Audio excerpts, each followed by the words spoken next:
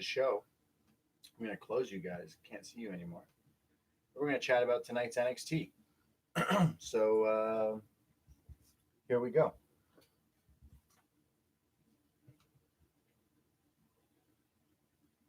Hello. Hello. Braden Herrington here with Davie Portman for upNXT, postwrestling.com, Apple Podcasts, search upNXT, Spotify.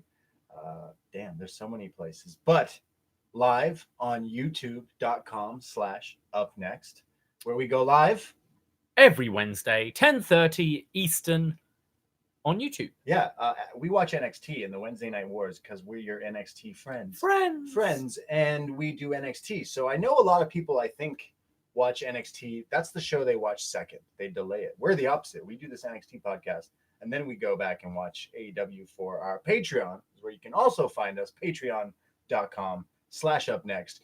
We hit 200 subscribers. We did. Patrons. And now it's fluctuating. We said, wow, we broke our goal, and then it went back to one. Well, we were gloating too much, maybe. I don't know. It's crazy. End of the month, and people we've got them bills to pay.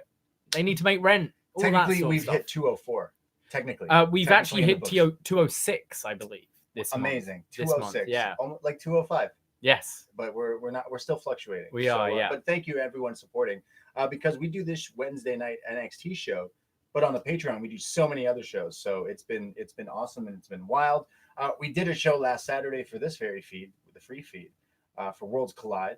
That was a lot of fun. So I know a lot of people went and listened to that because we had so many like new listeners and old listeners saying that we did a good job. So thank you everyone who's listening, supporting.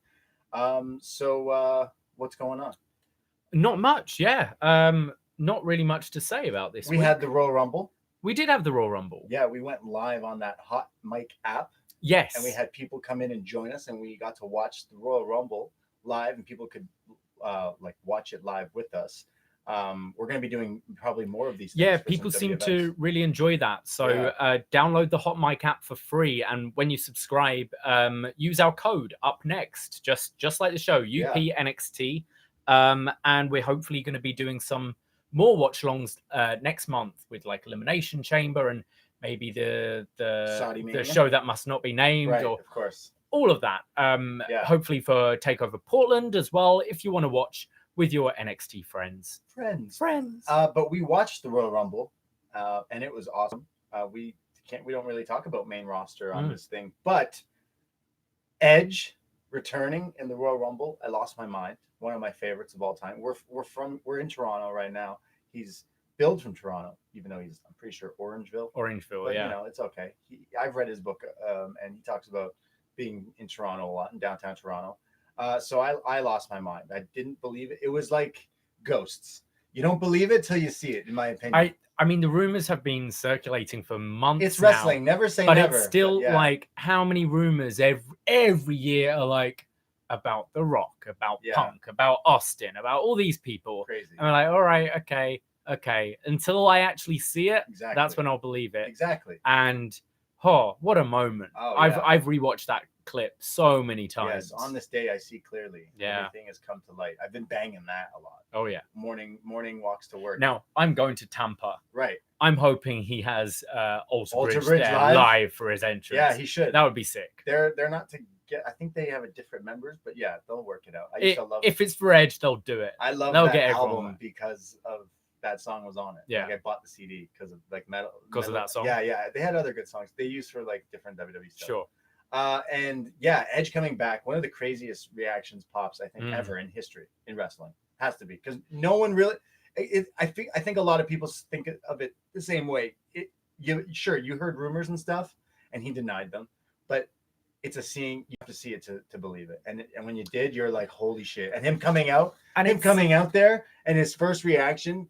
I remember I went to like TLC it was a TLC match in Toronto, and Edge comes out as WWE champion in Toronto for like the first time ever, and you could see in the beginning of the match he's crying. Yeah, because he's like, wow, I've worked so hard to be a wrestler, and finally coming back to my hometown crowd as the guy. It's crazy. Watching him come out here at the Royal Rumble, he like takes a second, pauses, he's bawling, and then gets back into the character and comes into the ring. Oh yeah, and look chiseled. So he looked great. I think as well with I mean the thing people compare it to is the Daniel Bryan return.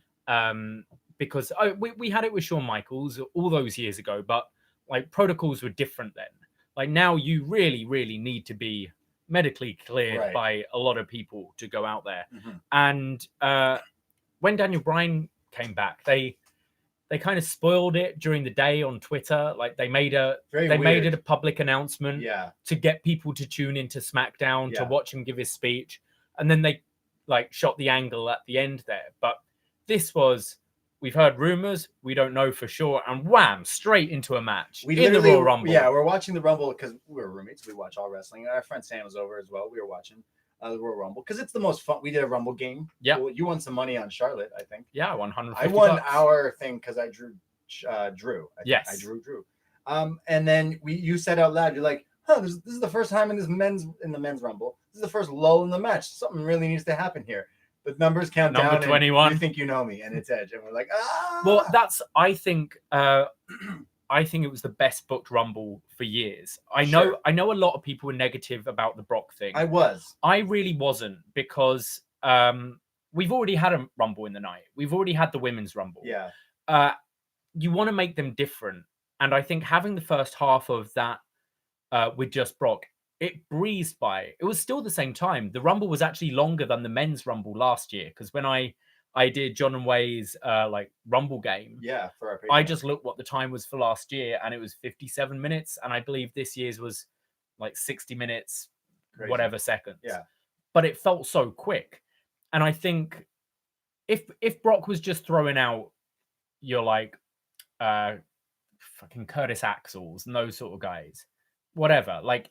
Well, I didn't like MVP getting tossed out. That was supposed to be a deal. It should have been a deal. I agree. I think a big like surprise return. Yeah. But also it adds more and more heat. And then you have, okay, it's Kofi's time. And you had Kofi and Biggie and Ray, who've all had the issue with him. Right. And you think they're going to get him, and then they get tossed out. Right. You have the same spot with Keith Lee. And it kept building up your anticipation. That was awesome. When eventually Keith Lee, he's like, oh, who's this big boy? Oh, who the fuck is this boy? And he starts to dance. And he was doing his thing where he's getting cocky, and you're like, oh my God, Keith Lee's going to be the guy who eliminates him. Oh no, he isn't. So I think the more they did, the more it gave Ricochet, who dealt kicks him in the balls. He did. Now I think that should be a fucking turn for Ricochet. No, Ricochet versus Brock at Chamber. Well, he should now, because his character sucks. Yeah, he's a real life superhero who can't cut a promo. Right. I think he should be claiming that. Like he should be going around. He did being on like, Twitter today or recently. Great, that's what he should be running with. I eliminated Brock Lesnar, and be just a real cocky shit. He was saying something along those lines, like, "Oh, hey, let's not forget that I was the guy who helped because I kicked him in the ball." Yeah, because if he didn't do that, maybe he wouldn't have been eliminated. So maybe that is a story you go with. I think it gave Drew a lot, and as we were saying, it was booked perfectly, because after number 20, we were like, right, we need something to happen here. And then boom, Edge came. You had Seth Rollins and his disciples all getting involved. Yeah. And then you needed people like, oh, why is Roman second again? So because everyone would have booed Drew. If Drew eliminated Edge, everyone would have booed the end. Drew, yeah. If you had someone, okay, so who's really hated by everyone? Okay, let's put in a Baron Corbin or a Sheamus. No one's going to buy that they're going to win. Yeah. Really. Whereas you have Roman at the end. People are expecting Roman Fiend. You believe it. I think it was supposed to be Roman who was going to win it. And anyways. And I think it was meant to be Roman and Shayna. And they kind of switched it. Which is cool. Yeah. So I thought it was perfect. I thought it was a lot of fun. Rumbles are always the most fun to watch. Definitely. And it was cool to have people in a chat room as well. We watched it on that app. But then Monday Night Raw, again, you're never going to hear me talk about main roster, but I had to watch Edge come back because he's my guy. And that angle with Edge and Randy Orton was just phenomenal. Like, if that doesn't sell you on that match ever. The acting. Edge's I mean, at the beginning, like, Edge wasn't acting. No. Like, he was just so genuine and emotional. And Randy coming out, like, you saw him, like choking up a bit, watery eyes and all that. But after the switch happened, his twitching, like the fingers twitching, The and camera zoomed in on the Twitch control. Yeah, and Randy like milking it for all it's worth, going to do the stomp on the chair and then changing his mind and doing. They got us to care about Randy Orton again too. Yeah, somehow. But yeah, great angle. One of my favorites in wrestling in recent history, because something, maybe it was because, you know, the whole factor, the crowd is super hot for Edge, the comeback. He cuts this promo explaining the whole comeback, the whole story. Cuts the classic wrestling, like, believe in yourself. He didn't quite though, did he? He was like, I just figured, oh, maybe I should come back. So I got another neck surgery. No, he made it seem like he's just been like, he did say the line of like, don't give up. Like, if you have a thing you want to do, then you do anything in your path to do it. So like, that's classic. That's Bret Hart to me. Oh, Bret Hart would always say shit like that. And you'd be like, fuck yeah, I can do anything. Kenny Omega does it too. It's like, believe in yourself. I want to know. I mean, I'm sure we're going to get a documentary on it or something. 100%. But he was just like, yeah, I woke up one morning, felt kind of good, so got some neck surgery, and hello, I'm back. One day I was hanging out, and Rey Mysterio gave me a call. And we were talking about his knees, and I said, what's the name of your doctor? I'm like, have you heard of this Daniel Bryan guy? It's like, oh, okay. All right. Yeah. So I don't know how he's back, but he's back. Now let's see how they follow up on it, because I believe it was about a year ago where Batista made a big return. Right. And that angle was great. Sure. That first night where it's Ric Flair's birthday and all that, that angle had, really okay, good. This is Edge. This reminds me of that. This angle, is Edge returning. This, exactly. This reminds you, because it got people really heated. Mm-hmm. And then, give me what I want. Give me what I want. Then we got that. So, I mean, that's really good. They've set a high bar at the beginning. I think they've got two very capable performers. Well, he here. Can sit out. He's injured now. So he can sit out for a little while and then come back. And I just don't know if he's doing the Saudi show. So I don't think so. Nah. Yeah. So I love Sorry, that. Vince, my neck's a little tingly. And I know this is an NXT show. And it was interesting to see the soft debut of NXT superstar, NXT legend, Riddick Moss. Oh, yeah. Who showed up in that gear. I was like, dude, that's your debut? You walk out with a name key and everyone's like, why are you walking out with a name key when you haven't debuted yet? And he comes out with Mojo Rawley, where I'm making fun of Riddick Moss's gear. Mojo Rawley should not be let off scot-free, because what the fuck is Mojo Rawley been wearing lately? Holy shit. Riddick Moss, NXT legend, who's been in developmental for so long, just shows up looking like a Mark Jindrak from 2004 or something like that. Like, realistically, it's a shitty spot to be in, but I'd take it if I was Riddick Moss. Sure. He's not even making NXT TV and hasn't for a couple of years now. Like, I'll get to go on the road and be on Raw and be Mojo's, what is it, offensive lineman or whatever it is. I don't know. Yeah, I don't right know. In time for the Super Bowl. Yeah, I guess so. Just interesting. Good for him. Yeah. Good for Riddick. So that's our main roster. Where's Tito Sabatelli? Yeah, exactly. Yeah. Exactly. There's so many jobbers on NXT because we've been watching for so long. There's so many characters that show up and people are like, oh, who are these people? It's like, oh no, that guy's been hanging out here for a while. He's been there a long time. So, and it's interesting on our Patreon doing the show Was Next, where we're going back and we're working through 2012. It's interesting watching the people before they found that gimmick that just clicked for them. Yeah, we just watched Seth Rollins win the first ever title, and his gimmick is he likes punk rock music. He's so unorthodox. He headbangs. He's so unorthodox. Wow. But then you've got your Mike Dalton's Tyler Breeze or Jason Jordan, who I know people laugh at because it ended up with the Kurt Angle's son story. But American Alpha, that was when he really clicked. So it's quite cool. And like, whatever. Riddick Moss, do your best. Yeah, you go. You go, girl. Yeah, definitely. So that's the main roster talk that we'll do. I mean, it's WrestleMania season now. So main roster usually steps it up, in my opinion. You're going to WrestleMania. I am. Plans for all that fun stuff. You're gonna go to some of the other shows as well. Yeah, I've so far got Spring Break booked and Wale Mania. I want to go for. I can't believe you're going to Wale Mania, and I'm not going. I'm going with Pierce. So. Yeah, Pierce from Chicago. Yeah, who we've made friends with in Chicago when we went to All In. That's gonna be wild. You at Wale Mania. Yeah, we'll see.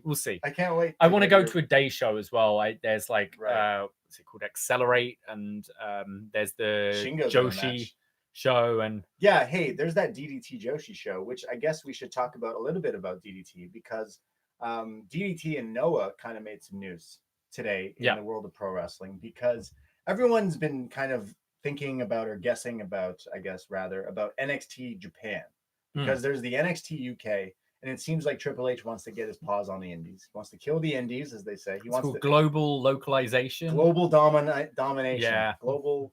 He's like a Bond villain. Yeah, Global domination.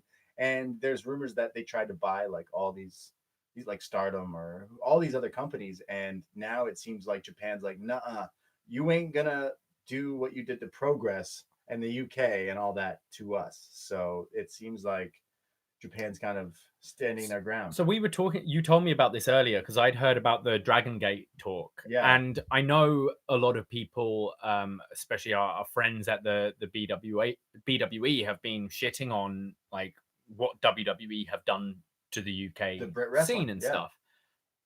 I kind of see it, like I get why Jim Smallman and Glenn Joseph and that have done that, have gone to WWE, because pay your WWE, wrestling in the UK has been in such waves. Like I remember beginning of the 2000s finding indie events and stuff, right? And it was popular, and then it all kind of sort of disappeared again. And then 2012, I'd say it started picking up. Wave of pro wrestling. Whereas I would say in Japan, your Noahs, your Dragon Gates, your All Japans, your New Japans they've gone up and down in popularity, but they've been there a lot longer than a Progress that's been there 8 years. Right. So I kind of understand them being like, no, our model has worked for a long time. Fuck you. Yeah, it's like them standing their ground, really. But it's hard to say. It's hard to judge people for taking WWE money, essentially. For sure, like, yeah. You want to be the best in something. It's like, come on, it's WWE. But hey, if you were offered a lot of money to be like, hey, we want to buy the name upNXT and have you to host this on the network, and we'd probably have to be a bit more kayfabe or whatever. I mean, they kind of did that with the bump or whatever. Sure. Like, and we'd go like, it's not really how we do it, but fuck, I take a WWE contract. Right. It's tough because it's like, hey, take money and help support your family, help support what you do as a living. Yeah. Or struggle. Be literally a starving artist is what a lot of these wrestlers and promoters and stuff people go through. So I do see it from both ways. So I find it not fair that people are just instantly, people on Twitter sometimes are just like basically just calling the British pro wrestling scene like cowards and wusses and shit. But you've also got to think someone like a Cara Noir who's been wrestling for quite a while and no one was really paying much attention with, and then found this Cara Noir gimmick and isn't tied up to a WWE, an AEW, any of them. Would he be flourishing if everyone had the freedom of a Tyler Bate, a Pete Dunne, all of those guys before? You don't know. So it's interesting. And I'm interested in seeing what happens with the like Noah and DDT and all these promotions in Japan, because that means like they're going to do more things now. They're going to take the next step. Last year, Mania weekend, I went to the DDT show, Coming to America. Legit, hands down, one of the most fun I've ever had at a wrestling event. Like if they were to promote a show in Toronto for whatever reason, or I've told you, if you're going to Mania, like it's a must do, like it's so good. And now they're going to be working with all these other things. It's kind of is blocking this WWE. What would NXT Japan be though? Also, I would say DDT would be sacrificing exactly what they are, because they're such a different. Sure. You're not going to see Lego matches or wrestling with dolls or that kind of weird stuff that DDT is known for. Or you're not going to see that on the network on WWE Japan, are you? Right. It's just interesting because you can find all these wrestling places and companies. If you're a big wrestling fan, you have your streaming services for any indie company. Like local ones here have things. It's just insane that WWE they're trying to do that to Japan again, and we're just seeing how hard it is. The struggle, the hump they're trying to get over. I think the thing is they want it to be like signed and ready within 6 months, whereas maybe they need to start a training school from scratch over there and build up a dojo. NXT and maybe in 5 years they'll have their own talent ready for an NXT UK, but it's not going to be ready for Tuesday night on the network come July. Right. It's wild. I just can't see an NXT Japan thing kind of working. But watch, I'll eat my words because there probably will be one day. Yeah. If there's an NXT dojo in Tokyo, let's go train. Let's just go there. We're not like We're not Japanese, but let's just try it out anyways. What, to WWE Japan? And be like, you've got your first 2 guys. Yeah, us. We've put our names in the hat instantly. I volunteer Davey's gimmick to be a deathmatch gimmick, a deathmatch Gaijin Brit gimmick. Yep. And I'll be I don't know, a Canadian lumberjack type. Love it. Managerial role. Love it for you. Well, I've been watching a lot of Nigel McGuinness, so I know what to go for there. Yeah, we've been watching a lot of old Nigel McGuinness, old Ring of Honor, because on our Patreon we do this show called Best Match Ever, where we've done best matches. We did all the best Hell in a Cell matches.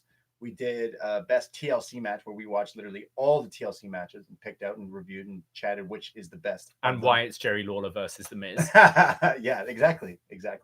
But and we have so many more to come. But this week we're doing and this one's kind of vague, and we're gonna get we're gonna get a lot of comments on it, because this one is the best of Ring of Honor. I'm gonna put my hands up right now. I have not seen every Ring of Honor match. Really? Oh wow, yeah. Shocking. So how can you tell? No. So we've been watching, we've been taking people's recommendations. We've been going through lists that we find online. We've been going through people's ratings. We've been using the Grapple app. We've been using Cage Match, anyone's ratings, all the sorts of things. And we've narrowed it down to a series of Ring of Honor matches that we're going to do. Me and you watched Nigel McGuinness and Austin Aries today, just before watching some NXT, because we don't watch enough wrestling. And that match is crazy. And Nigel McGuinness bleeds like a whole lot. Oh, yeah. Hard way. So we've been watching so much of that, which has been crazy. But it's also a kind of a Ring of Honor double shot, because we do a show called Up Yours, where the world champion tiers on our Patreon get to choose something. And I think it's Andrew.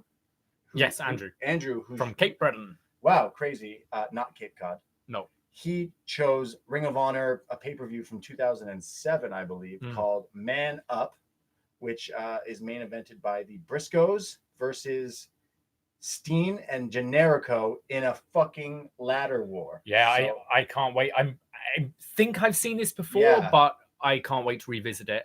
But it is the end of the month, so if that sounds like you like it, I'd hold off, because Patreon charges you the beginning of every month. So if you signed up now, it would charge you again in a day's time. Right.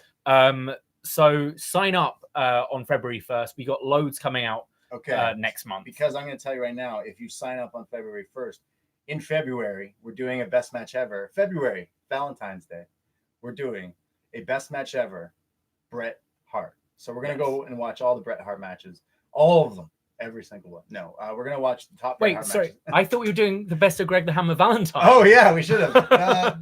Did they have a match?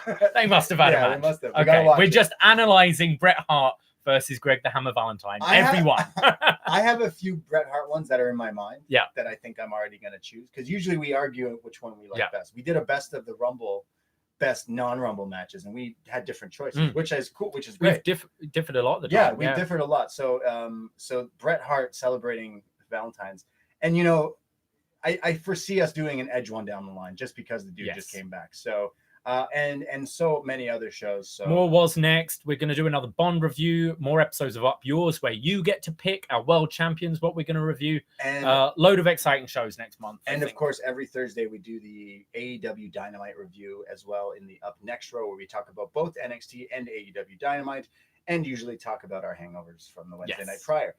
So enough of all that, trying to sell you on patreon.com/upnext. Let's go into what we're actually here to talk about, because we're here to talk about NXT. So let's do that. Let's talk about NXT from January 29th, 2020. We get a recap of Worlds Collide. The Guardians of the Galaxy meet the Avengers. That seems so long ago now. Wrestling's crazy. Because I watched Raw and the Rumble. I think. It's wild. There's so much fucking wrestling going on. Holy. And it feels like we were watching wrestling on a boat like a month ago. And when it was last week. That was Jesus. Yeah. Just wild. So there's a recap of that, and there's a recap of the Dusty Classic, because it culminates tonight. And there's a shot here of Dusty Rhodes saying he loves tag team wrestling, and tag team wrestling can be the future of the business, and opportunity knocks, baby. So we also we then cut to the commentary team here with Mauro Ranallo, who was not there on Worlds Collide. He was calling something else. Calling the boxing, I believe. But it was amazing because Tom Phillips stepped in, and now Tom Phillips is back on Raw, which is funny. So amazing. Go Tom Phillips, because he's super underrated. He did He did every a night, fantastic didn't job. he? Yeah, pretty much. Holy.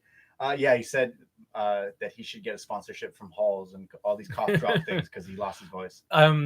What's his name? Corey went through a phase of just being on everything, and Tom Phillips dropped for a couple of months, and they're like, right, we want you in everything now. You went from 0 to 100, Tom Phillips.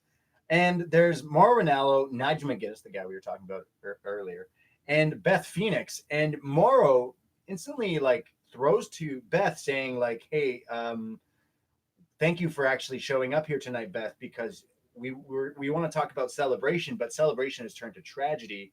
And Beth jumps in, and Beth is like, yeah, this whole weekend's been a whirlwind. Myself and my husband jumping in the respective Royal Rumbles, kind of returning there. And then Monday night, Randy Orton doing this like heinous thing. I've been by my husband's side, but Adam told me that I go to work, and I'm going to work, and I'm here tonight. So I love this. I think this is great. They're like keeping the storyline. I tell you what's also could be awesome is Randy terrorizing Beth on NXT. Oh my God, no! Because think back to the real sadistic Randy Orton, kicking people in the head, Randy. But that's the kind of thing he'd do. That's where his wife is every Wednesday night. I'm pleased they brought it up. I was wondering whether they just ignore it or not have Beth on or something this week, and to have it the very first thing on the show, bringing it up. NXT's in the same universe now. Yeah, and it's canon. A year ago, Beth would have just been, hey, NXT, hottest part of the ring, and like not said anything. Yeah. Even when like Renee and Dean Ambrose stuff was weird because they ignored it for a while and then started bringing it in way too hard. But I'm like, this is fine. Said right at the top, and I think she said Adam. Yeah. And then I think later on brought up that she was faced off against Bianca Belair. And her head was split open. Oh, holy, yeah. Her hair was a different color on the Raw on Sunday. Holy, she's blonde, but like it was leaking. Oh, yeah. Remember, she was busted up. I thought this was a cool start to the show. It keeps you in the world of that angle, that hot angle with Edge and Orton. So I can't believe they got me invested in. What year is it? Yeah. Edge and Orton. An MVP. And Ray. I remember Edge and Orton having like an amazing match at like Vengeance 2004. It's fucking like so many years have passed. That's insane that they're still dancing together. That's wild. They made us care about Orton. What did they? There's snakes. They then throw to a clip that happened last night outside the WWE Performance Center. Now, this is not the Full Sail parking lot. No. It's the Performance Center parking lot. It was quite clear because they're working on their attacks here. Because if this was Full Sail, Trent would be out of action for months. Trent Seven was attacked last night he's being interviewed while getting in his car. And while he's there, he's talking, he's being all cheeky. And Finn Balor runs up behind him and holds the car door against his throat and says, yeah, you and your mates, Tyler Bate needs to stay out of my business. But if you want to get in my business, Wednesday nights is where you can find me. And like leaves Trent like, choking on the car door. Very dangerous. I can imagine these two being boys, and as soon as they go cut, you're like, oh, that's good. Yeah, you're right. All right. A beer, like. I like this. I like this side of Finn Balor, and we don't see much of door choking, do we? Cars are dangerous. Like if you were to stomp, she's been chatting to Mia Yim. Yeah, Mia Yim was the one who hurt people. It's just interesting that no parking lot in Florida is safe. No. I watched like a documentary, I think it's called like Florida Man or something like that. Okay. And it shows that like parking lots in Florida are usually full of very strange suspects. Oh yeah. So it proves that not only is the Full Sail parking lot the most dangerous, it still is. It's the most dangerous. Kenta actually retweeted this attack and said, "It's like I've been telling you bitches about this." I like his Twitter game. Yeah. He's funny. Yeah. So even Kenta is watching the parking lots. So wrestlers beware. Full Sail or PC. If you're in your car, like have a buddy, watch system. Always watch over your shoulder because you don't know. You can't even trust your buddies in wrestling, can you? No. Such a shame. Well, this leads to the first match of the evening. It is Finn Balor versus Trent Seven. So this all started because of Finn Balor attacking Johnny after Worlds Collide, and then Tyler Bate and Trent Seven separated them. And so, if you ask me, it's kind of leading to Tyler Bate, Finn Balor, maybe even next week. Yeah, because I said to you earlier, I think this will be next week, and you're like, really? They're giving that away for free? I was like, well, I don't know. I don't know if they see Tyler as high as we do. Sure. And if you're looking for someone to just to heat up before Gargano, I think Tyler Bate's pretty big. You can always have the Gargano interference if you don't want Bate to lose. Sure. I don't know. Because I would like to see that match. Yeah. But I wanted to see this match. Finn Balor. I mean, Trent's always expendable. We know that. Poor Trent. Poor Trent. In fact, Finn Balor comes out. He's looking all cool. He's the rock and roller. He's got a lot of abs. And Trent Seven comes out. Trent doesn't. This is something I always say. You can feel free, people listening, you feel free to say this. You see Finn Balor coming out with a 6-pack. But what would you rather have, a 6-pack or a keg? Or a keg, yeah. Come on. So Trent Seven comes out with 8 packs or 2 kegs. Yeah. No, it's a solid. Oh, it's a keg. It's a solid keg.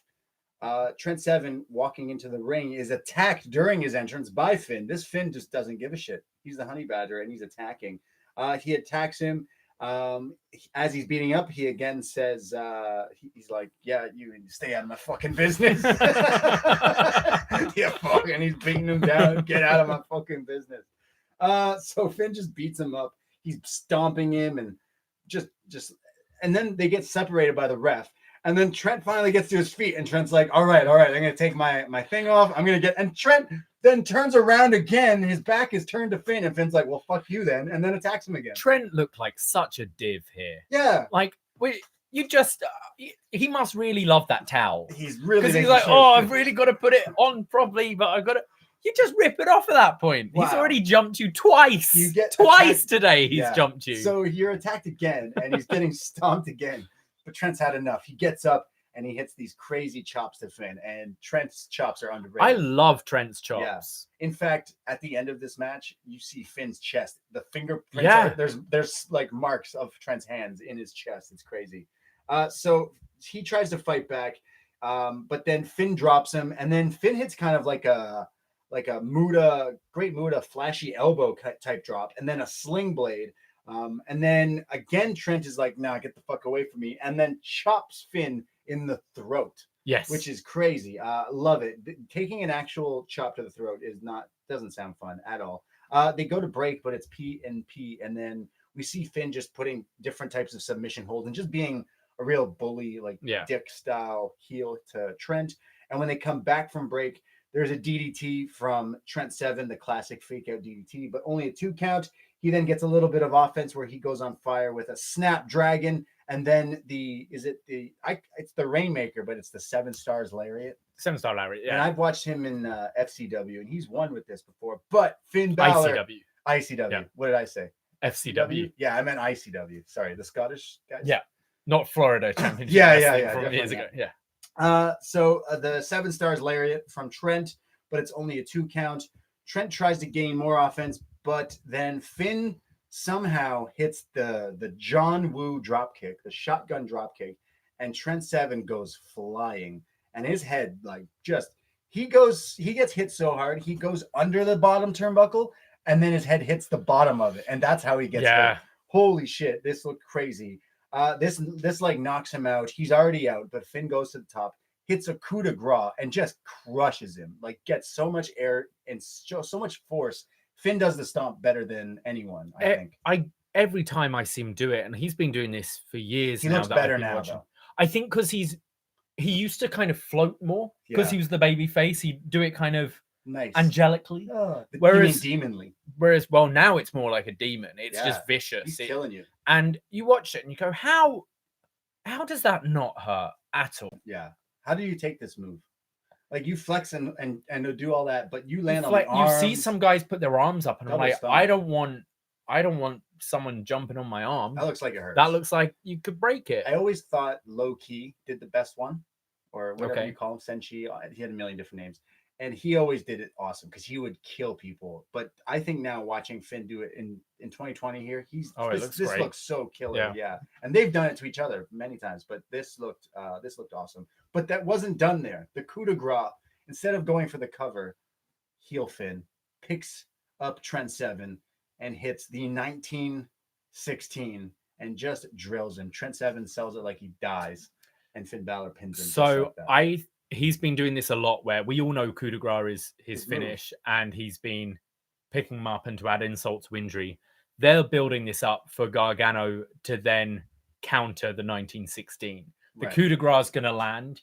That could be the end. Right. He's going to pick up. He's going to slip out of it and get him into the Gargano escape. I'm excited for this match. I'm calling it now. Yeah, great spot. This was a lot of fun. It needed to do what it needed to do. It did what it needed to do, rather. I thought awesome. Trent was actually a really good opponent for Finn for Finn show off more his vicious side, because Trent is very much your heavy hitter, your chops, your lariats, old school.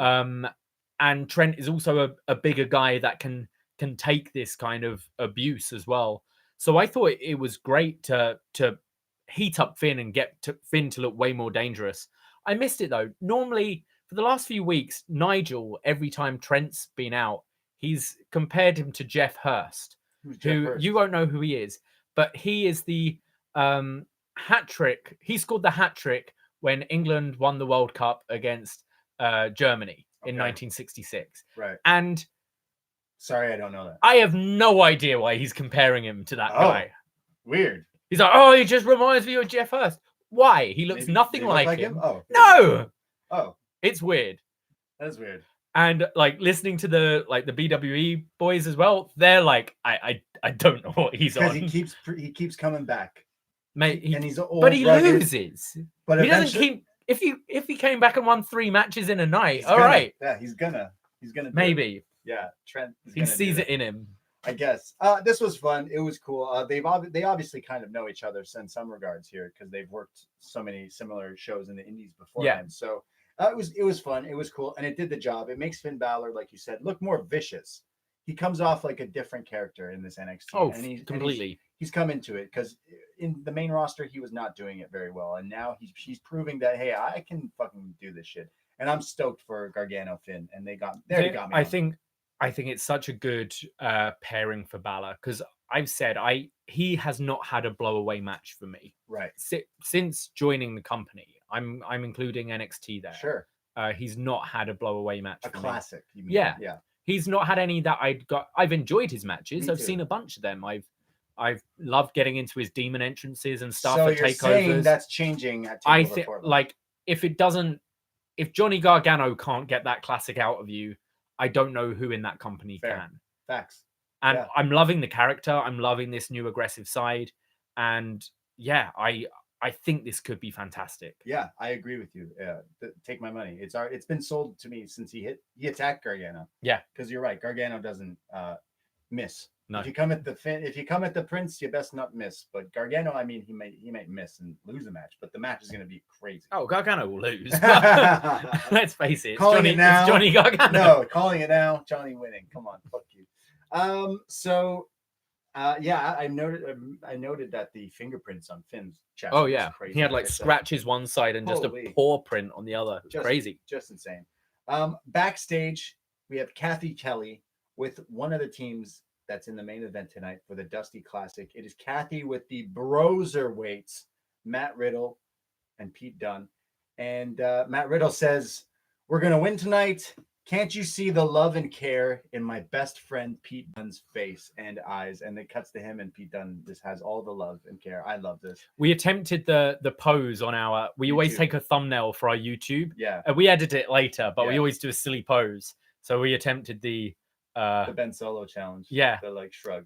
Guess who was Riddle and who was Dunne? It's because you're British, right? Yeah, sure. Yeah. He says, Pete Dunne rather says, "I've been to the finals and tonight is my chance to redeem myself. And if I have to snap everyone's fingers, then so be it." And then Pete Dunne is like, then Matt Riddle goes, "See?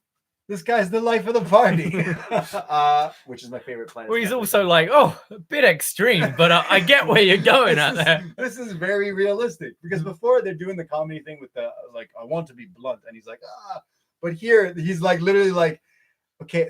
Then Kathy goes, "And Pete, what do you have to say?" And Pete goes, "I'm gonna break their fingers if I have to. I'm gonna snap them, and it's gonna be serious. And then it cuts back to Riddle. He's like, all right, okay, well, Pete, just always the life of the party. Jeez, okay, that's excessive. I'd love one of these days, like a Kathy Kelly or a Charlie Caruso or whoever's doing these interviews. It's like, yeah, I'm gonna go out, I'm gonna fuck them up, I'm gonna break their fingers. They just go, hey, who hurt you? Yeah, are you okay? Are you okay? Calm down. It's okay. Wow, It's just a tag team dusty classic. just a little trophy. Yeah, it's not little anymore. It's giant. Well, Bobby Fish just had his different ones every week, didn't he? We have a recap of Dakota Kai and Tegan Nox because they will be fighting later tonight in the grudge match. But then we see this like vignette, a mysterious vignette. It's all these rings of smoke with different numbers and stuff. But then 3 numbers appear in 3 separate rings for a mysterious vignette. And the numbers in these smoke rings are 2, 5, and 20. Now, next week, the date would be 2/5/20. So, if you ask me, someone mysterious is coming next week. Are you NXT. saying we might have an experience next week on NXT? Yeah, I mean, yeah, you won't believe who it is in your wildest dreams, essentially. Yeah, I think it's the Velveteen Dream returning. Yeah, it had his, like, the ones that were lit with the numbers in. Lit AF, mate. The ones that were lit were the 3 in the shape of the glasses he wears and his shirt design and all that. So cool. But where's he fitting in? Because fight Roddy at, I don't know, but he's got to fight Roddy. He's picked Roddy. How full is the card? The card's full now, isn't it? Probably, yeah. Or is there space for one more? We got the main event. We got the tag team match. We got the North American match. We got the women's match. And there's room for one more. So we could have Roderick Strong versus Velveteen Dream in just a grudge type match. Yeah, we normally have one non-title. Yeah, so cool. I mean, if this is the Velveteen Dream, I think it is. I agree. And that was never a takeover match before, was it? That was on TV. No. And they don't necessarily need the title. It just kind of, you took me out. And you don't need weeks and weeks to build that. It's already pre-built. Yeah. You just, pull the trigger next week. He'll just remind Roddy, to get Roddy mad at him again. He'll just remind, hey, Roddy, remember when I told everyone you had a shitty little dick? Yeah. And then he'll be like, oh, I want to fight you. And he's got to prove himself. Now you got a shitty little dick with no title. No title. Yeah. So he's got to prove himself to the era, to the boys. For the boys. Our next match is a women's match. It is Shotzi Blackheart versus Deonna Purrazzo. Deonna Purrazzo. Deonna. Yes. Deonna Purrazzo. But get this. Shotzi Blackheart drives to the ring in a fucking tank. Yeah. She's in a tank.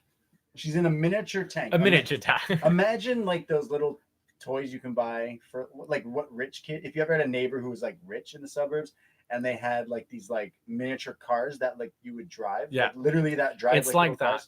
Like that Gizmo drives in it's funny because whenever you see those kids, no matter how old you are, you see them and you're like, that's kind really cool. I really want that. Especially you're like, you could just buy a real car and drive. No, I want that. I want that tiny little car to ride around the garden and the street. Like, it's lit. Like it's like going go-karting. You're like, when you think of all the vehicles we've had in wrestling, like all the shit Austin's driven all over the years. Rusev's tank. You've got like Del Rio's car, Eddie's car, Taker's bike, and now this little tank. This is up there. Yeah, this is it's cool. Lit. It's just like souped up. And now a few people of our listeners, including John Cino Evolve dude, he let us know that Shotzi's ridden this to the ring before on the indies. So she's just had this. This is like a custom thing probably she's made. And she comes out with a helmet. This looked badass. This Shotzi was in the Rumble as well. She's had quite a month. Yeah. And I think they're a star written all over. Oh, here. For sure. I think a good prediction would be that Shotzi Blackheart runs the women's division within a year here in NXT, in my opinion. That soon? Within a year, maybe not champion, but putting on matches where you're like, oh, within a year, she'll have a takeover match. within a year she will have. She to me is such a great baby face. So surely you can't fuck that up, can you? But yeah, just a real natural baby face, real likability to her. Green different hair. look. Yeah. She drives a tank. What's not to like about? Yeah. I'm in love with Shotzi Blackheart. Yeah, she's pretty cool. Yeah, she's cool as fuck. So we'll see how they ruin this one. This isn't main roster. True. Come on, get out of here with that attitude. True. So Shotzi Blackheart's going one-on-one against Deonna Purrazzo, the virtuosa, who's been tagging with Chelsea Green, VXT, but no longer, there's no mention of Chelsea and Robert Stone or anything. So it's just Deonna on her own. And Virtuosa is trying to get some aggressive offense early in this match. She's hitting short arm style clotheslines like Jake the Snake. She's killing her with her. She's got like quite a little like build kind of on Deonna. Like she got some power behind stocky. It. Yeah, she's got some power. And she hits these awesome short arm clotheslines. Look great. Shotzi fights back with a swinging neck breaker. Deonna fights back with this like pump bicycle kick that knocks her down. But Shotzi comes back with a code breaker. She then goes to the top rope, hits the senton off the top, and Shotzi Blackheart pins Deonna just like that. Pretty quick match here. Kind of really showing they're really high on Shotzi, giving her this pretty much a squash win here. Well, she eliminated Shayna. She in the Battle Royal lost to Shayna, but had a good showing against her and didn't tap right away. And then this pretty convincing win. I like Deonna Purrazzo as well. When we were watching the Mae Young Classic, she was in. Yeah. She stood out to me, and she had a few times on NXT around then as well.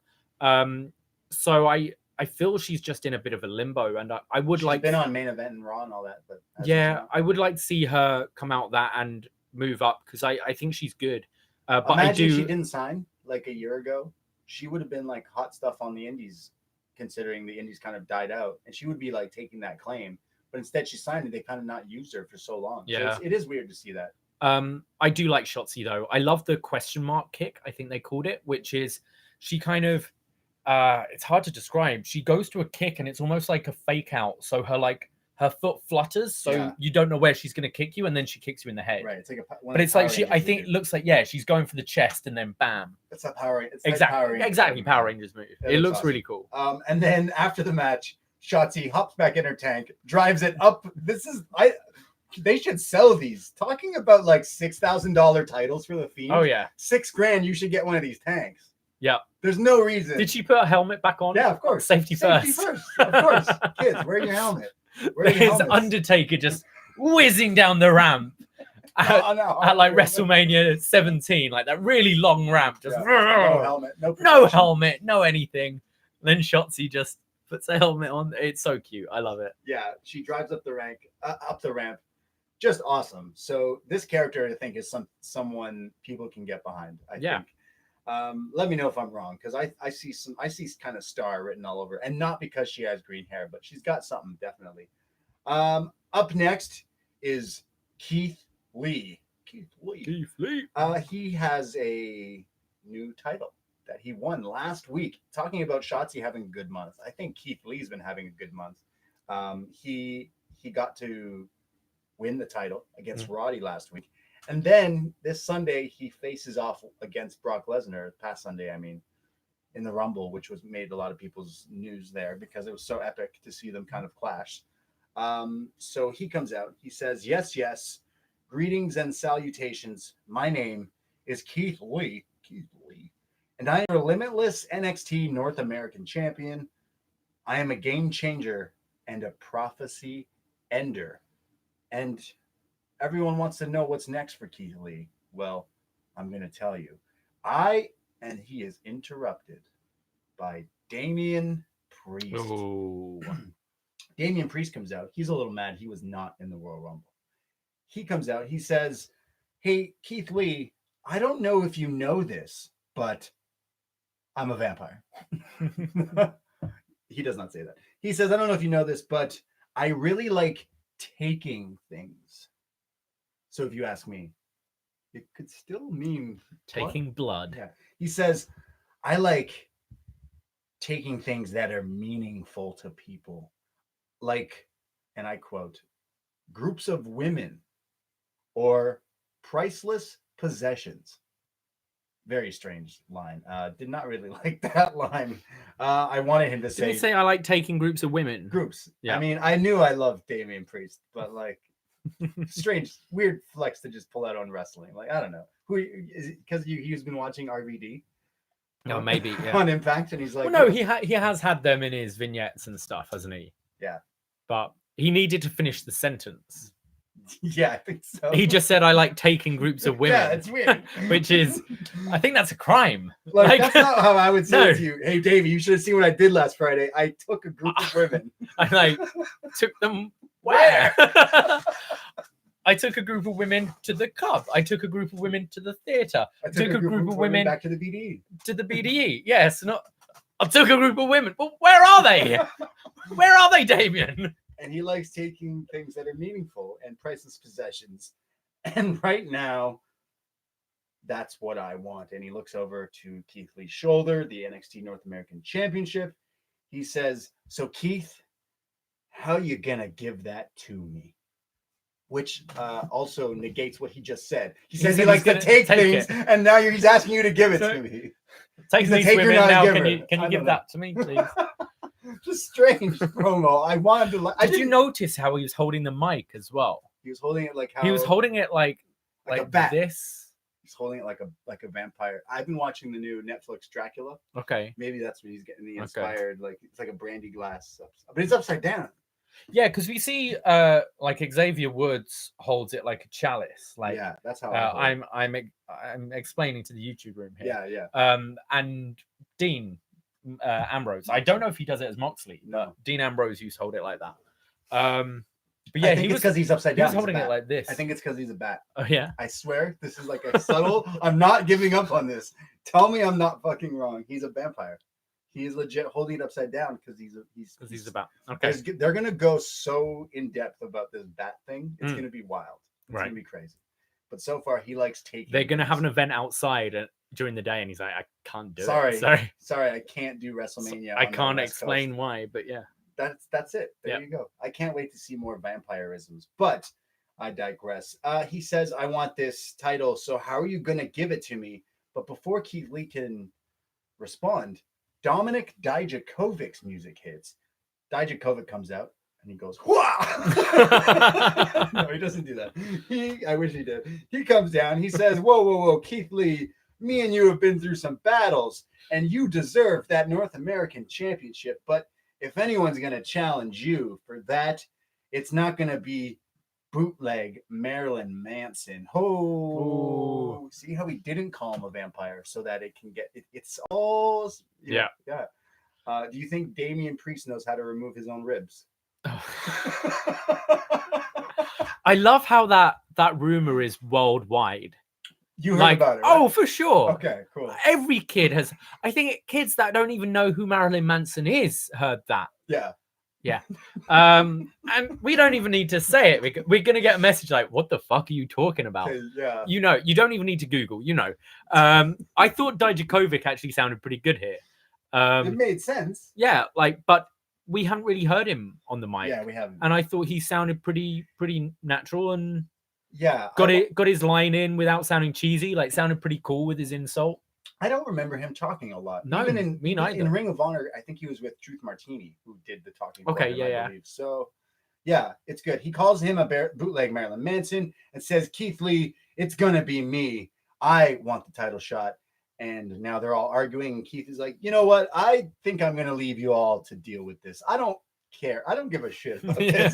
So Keith Lee tries to leave, and as he does roll out of the ring, and then Priest forearms Dijakovic, cheap shots him here, and they start to brawl. A ref slides in out of nowhere, just gets in there like Charles Robinson in that one match where he runs down the whole ramp. I think it's a Ric Flair match where he like runs down the whole thing. Yeah. It was like the ref was just there, slides in, and then Morrow on commentary is like, William Regal just said it's official. This match is happening. Whoa, the fastest turnaround. Regal was having tea with this ref.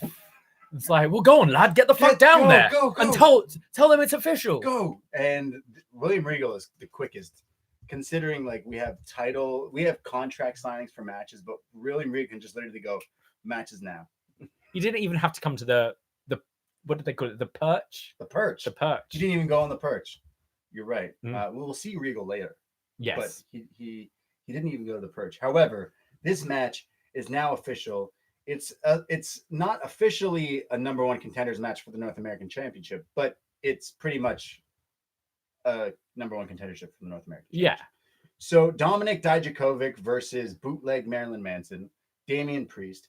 Dijak gets mad because he was sucker punched, so he turns the tables really early. He does this classic like up the ropes kind of turning splash, looks really cool.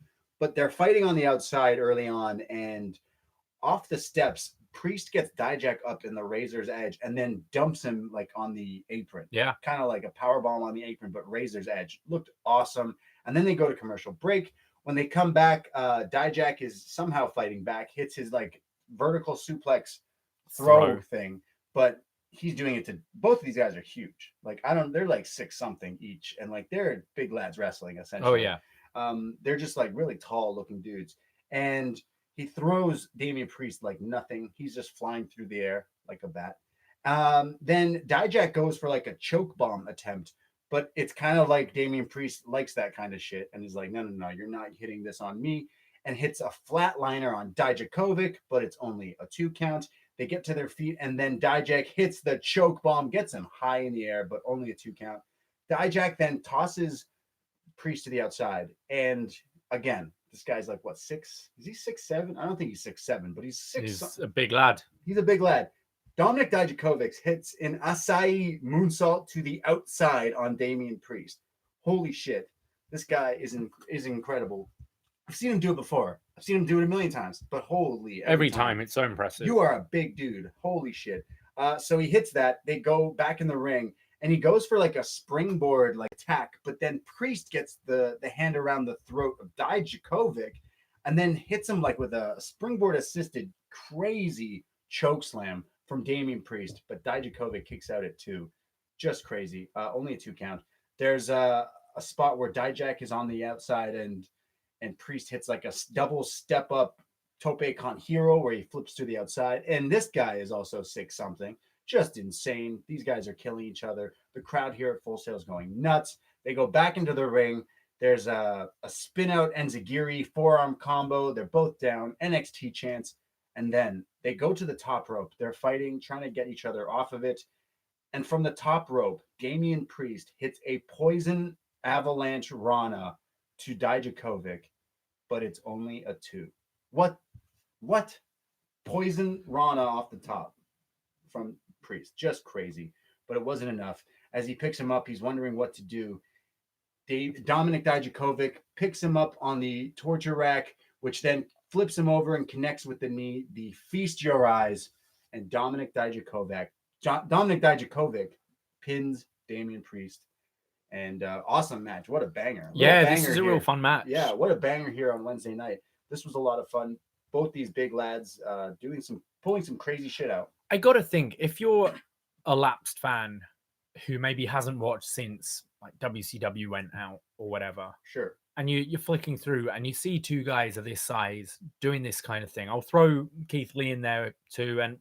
And even Killian Dane. Like the stuff these big lads can do is ridiculous. You watch some of the smaller guys do it, and I don't know if you're a past wrestling fan whether you'd appreciate it as much if you grew up with your Hulk Hogan's and your Lex Lugers and all that. But see these huge guys do this stuff. It's insane to me. Yeah, like crazy. Poison Ranas off the top, moonsaults to the outside. Yeah, just insane. So Dominic Dijakovic wins. I really love this match. Definitely. I don't know if I like this one in the main event more, actually. I really like this. This one was just shorter and kind of thrown together, but it just connected. It was just Smash Mouth style, really. It wasn't quite the like the Keith Lee Dijakovic matches we've had, but I find this division so much fun. Yeah. And 5 years ago, I'd see a big guy come out and I'd like, be so bored. But not these guys. No, it's exciting. So Dijakovic wins. Therefore, does he not get the challenge, Keith Lee? Therefore, I assume so. Keith Lee versus Dominic Dijakovic at a takeover.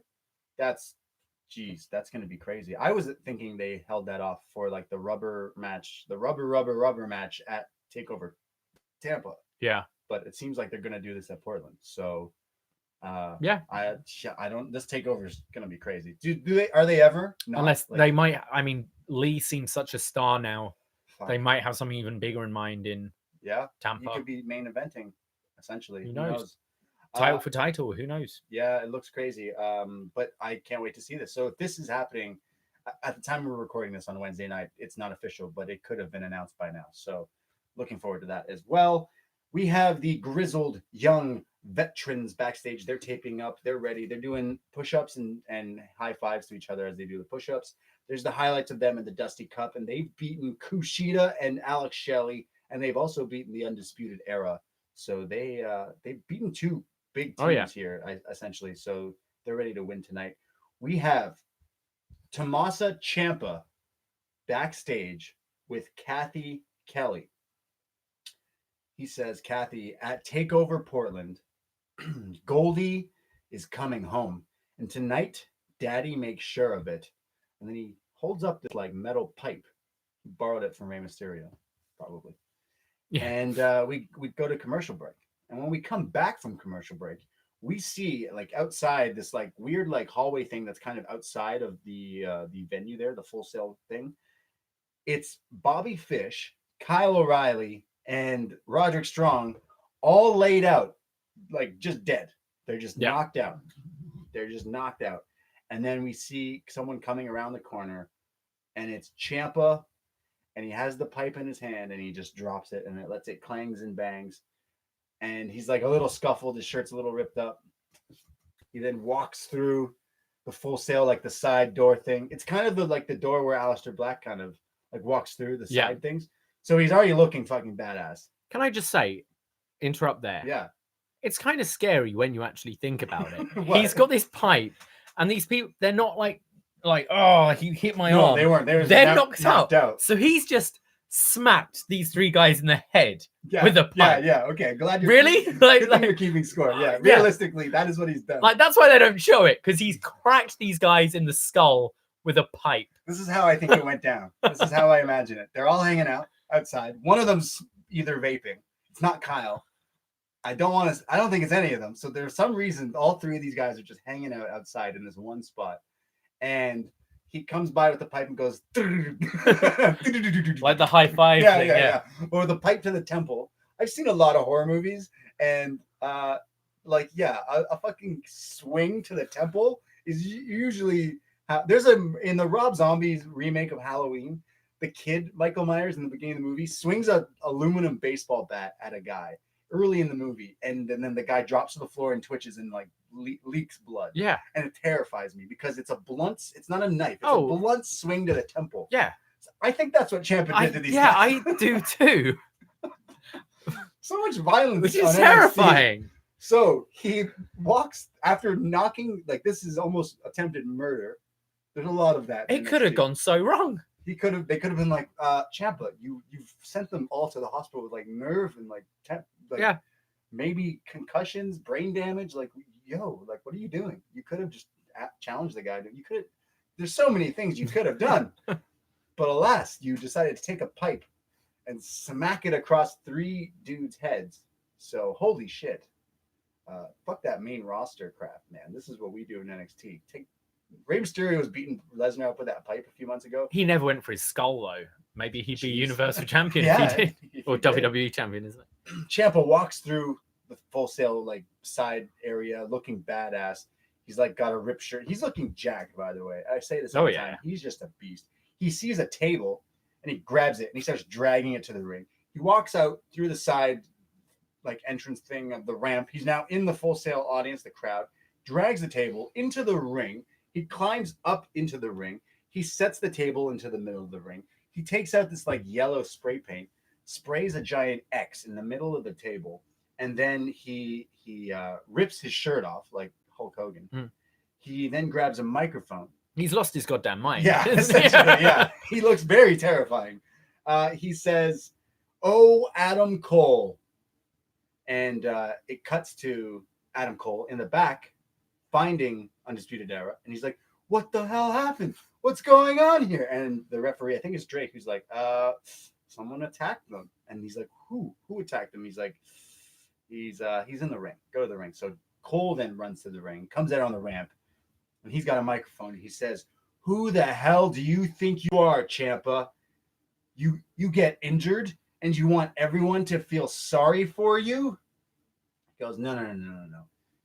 You think you can get away with jumping Undisputed Era? And Ciampa cuts him right off and says, yo, I'm the guy that never lost that title. I am Goldie's daddy. So why don't you come down here, walk up those steps, get in the ring, and I'll whoop your ass. And then I'm going to pick you up and powerbomb you through this table right here. And then I'm going to sign the contract to Portland and take back my title, take back my life. In Portland, Goldie comes home. Damn fine promo from Ciampa. Fantastic, right, yeah. I was like, oh, damn. William Regal comes out on the ramp and he's like, War Games. No, he goes, now listen here, lad. You were going to get that title shot at TakeOver Portland, but Carl's just been confirmed dead in the back. You're not getting so you're not getting shit. You're actually going to prison right now. Realistically, William Regal a bad general manager because he just took a pipe to three of your. And I'm not making a dirty joke. He piped them. Yeah. He piped them down. He says, "Look, Cole told me earlier that he doesn't care who he faces at Portland, but he's already signed the contract. So I'm gonna say that here's what I'm gonna do. And Adam Cole interrupts William Regal, and William Regal says, Regal, I got this. Basically tells Regal to shut up. So William Regal's like, all right, fine. I don't want to get hit in the head with a pipe. I'm stepping back. Adam Cole grabs the contract out of Regal's hand. He slowly walks down the ramp into the ring. He's on the steps, and he says, here's what I'm going to do, Ciampa. I'm going to walk up these steps. And he's kind of mocking of how Ciampa was explaining earlier. And as Ciampa kind of gets closer to him, he decks Ciampa in the head with the microphone and cue Ciampa's head busted open. Yeah, like right on the top of the skull. It was trickling down. There is blood. They start brawling. They're going after each other. Adam Cole picks up the NXT title and he's swinging it at Ciampa's head. Ciampa ducks. He kicks Adam Cole in the gut. He then power bombs Adam Cole right through the X marks the spot, right through the table. That's when he rips his shirt off. Sorry, his shirt was already ripped, but now he totally just rips it off.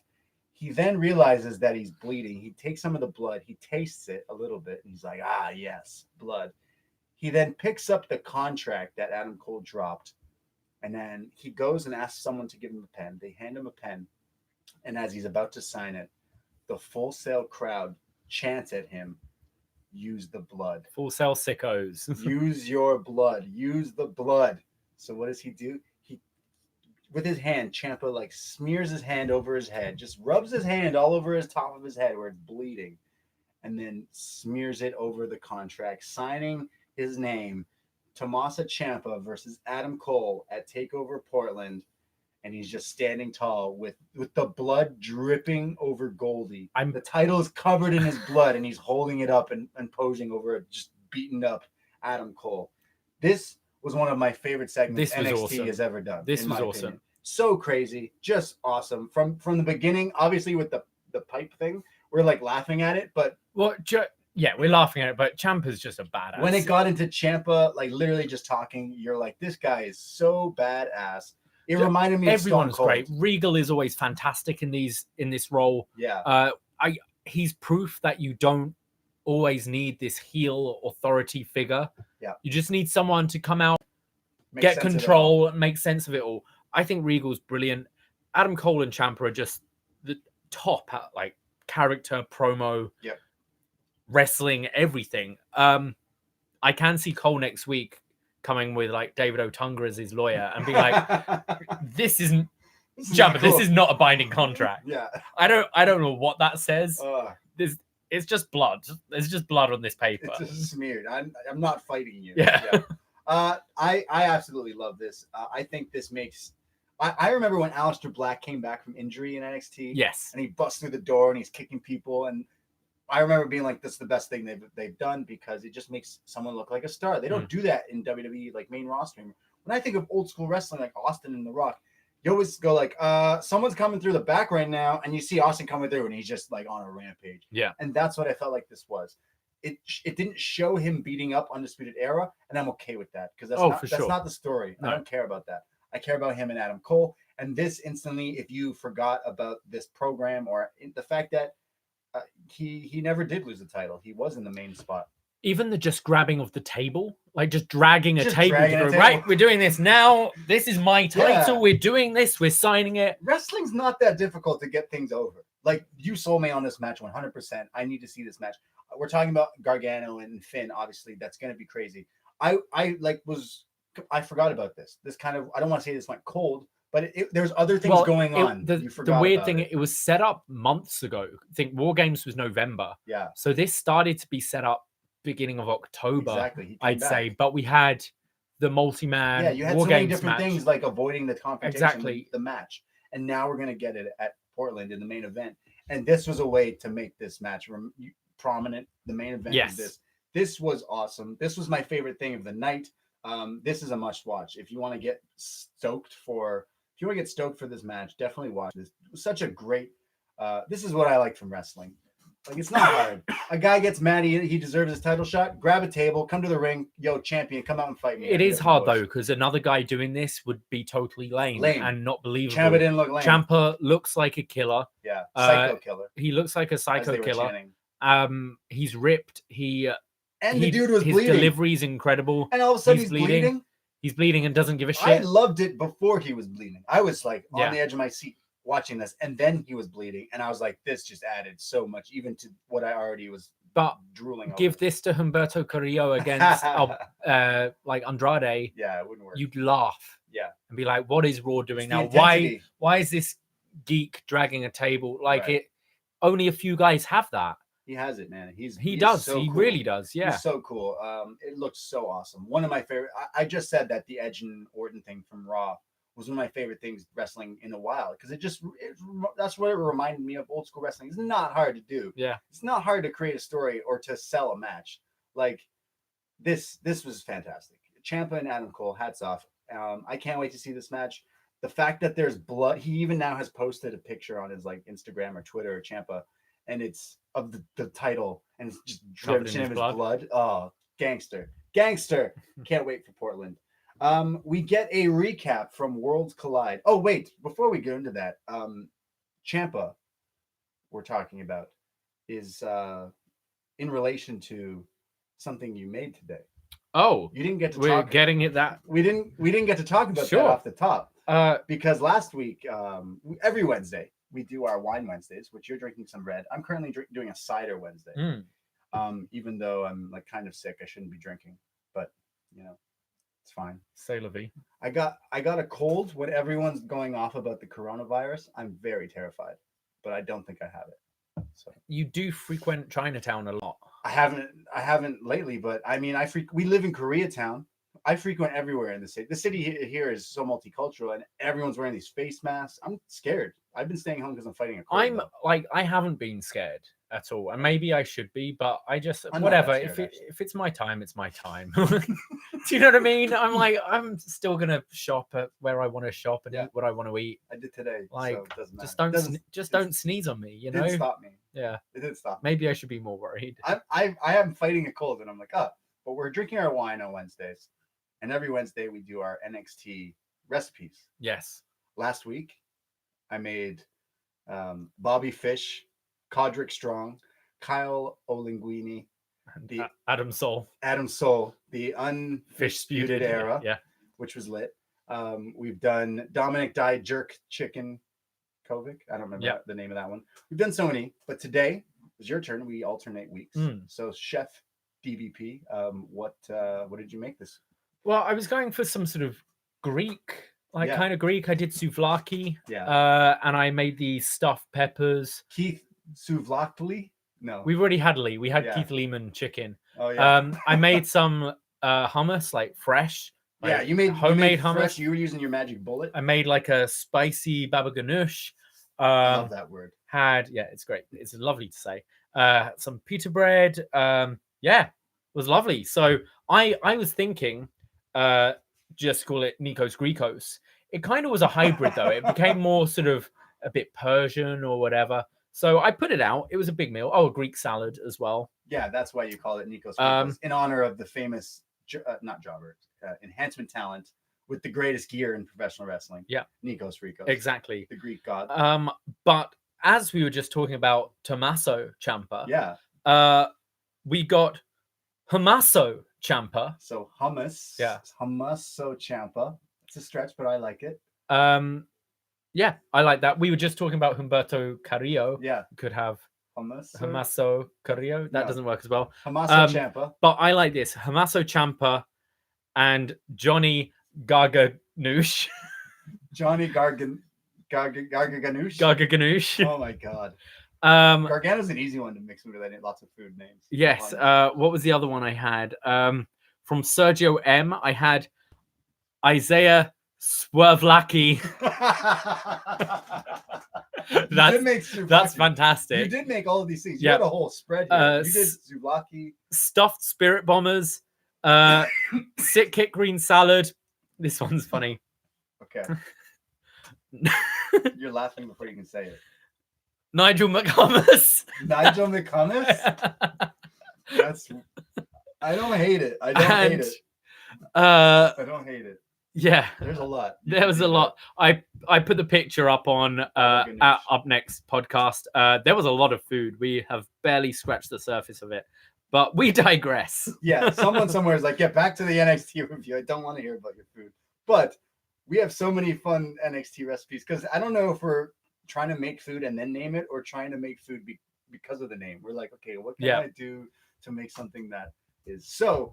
I know people out there listen and they think of the names, so keep sending them in. We love your recommendations for recipes. In fact, you can just send us recipes and then we'll try to add the name if that works too. Yeah, I know people are like, I don't know. That's how we used to do it. We just make something and then try and fit a name in. Yeah. I had Nikos Grikos in my head today, so went from there. Right. But then it became this whole other thing. Right. Yeah. Okay. So I need to think of something for next week though, to top some Nikos Grikos, Tommaso Ciampa, and Isaiah Swervlaki and Johnny Garganoush. Jesus. So we'll let you know with the updates on that. So the update here on NXT, we get a recap of the Cruiserweight Championship match from last Saturday at Worlds Collide, which involved Isaiah Swerve Scott. It involved Swerve Scott, Jordan Devlin, Travis Banks, and the champion Angel Garza, and that match was crazy. We chatted about it. I think that was my match of the night, was it not? It was insane. And Jordan Devlin walked out as NXT Cruiserweight Champion, the newly designed NXT Cruiserweight Champion. Yeah, it looks nice. I love Jordan Devlin. He's my up next, like who's next kind of thing. And he's someone who's had some crazy last year or so in wrestling in the indies and stuff over there. So next week they announce he will be here live at Full Sail to address Full Sail. So I think he's going to come out and talk some heel Irish stuff to I mean maybe a rematch. Yeah, him versus Garza. Yeah, would make sense.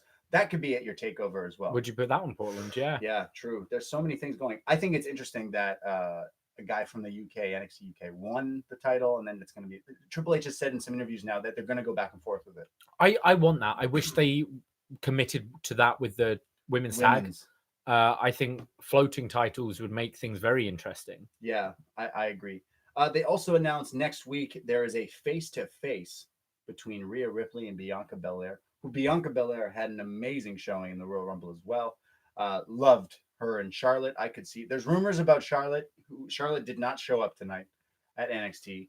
That could be still happening. That could happen at TakeOver Portland after the title match between Rhea Ripley and Bianca.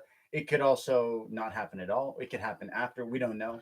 I think it should. I think her challenging for the NXT title is a great idea. But you don't want to muddy things. Wait till Portland's over. You could have Charlotte show up on SmackDown and tease something that where is she? She is no idea. yeah, SmackDown whatever. Show up on Raw, tease Raw, something it's there, Raw. and then eventually, that's what I mean. Go to each brand, Yeah. and then once Portland's over, because Portland's only next week. Yep. Then set that up. I I think that's a great idea. Is it going to be Charlotte versus Rhea or Charlotte versus Bianca? Because we got to see them kind of tease in the Rumble. They were good. I think it's Rhea. I think it's Rhea. I would kind of prefer Bianca. I like Bianca more. I think so too. But yeah, I think both would be great and fresh and interesting. Mm-hmm. So, now up next, the grudge match we've all been waiting for. It's Tegan Nox versus Dakota Kai. We have Tegan Nox come out. She is very mad, but she's also been having a good week. She was in the Royal Rumble. She came out at number 28, and she tweeted a picture. She got a tattoo of the numbers 28 because it's her like grandfather's or someone's birthday and all this thing. So it just so happened that she came out at that number, and it like made her so happy. So she got a tattoo, and she's wrestling very shortly after the tattoo. But it's behind the ear. I think it's okay. I think it's safe. Dakota Kai comes out, and her entrance video is not even just her music yet. It's literally just the black and white video of her turning on Tegan Nox. Yes. And it's just cuts and edits of her beating the shit out of Tegan Nox. And then her music hits. And it keeps cutting to Tegan Nox's face while she's waiting in the ring. She's just like, for fuck's sakes, come on. What a heel, this Dakota Kai. Imagine, how does this work? Kayfabe. Dakota Kai, like, is a video editor herself, edits this together, then goes to the truck, and you're going to play this when I come out. Okay? You're going to play this. Oh, all these wrestlers are fantastic at like Adobe Premiere and all that. Apparently. All of them are fantastic. Photoshop, like all of that. Yeah, it's crazy. I think it's a lesson at the PC. Must be. I think you have the whole Adobe package that we still don't have. Yeah. I missed my audition. Yeah. They've got it all. Yeah, they must. And they just give it to Kevin in the truck and like, go press play. They're like, hey, press play. And then when it goes to cut this spot in the video of a spear, they cut away. Yeah. Yeah, that's what they do. So Dolph, you should have given me the video beforehand. Dolph, why didn't strange. Why did they do? Have you seen the edit? I've seen the edit, yeah. No. Have you seen the edit where it's just fan reaction? it's you think you know me. And then it cuts to the crowd. Oh, and then it cuts to him like right when he walks out, and then just the rest of it's just the crowd. I've been eliminated. Yeah. Okay. So funny.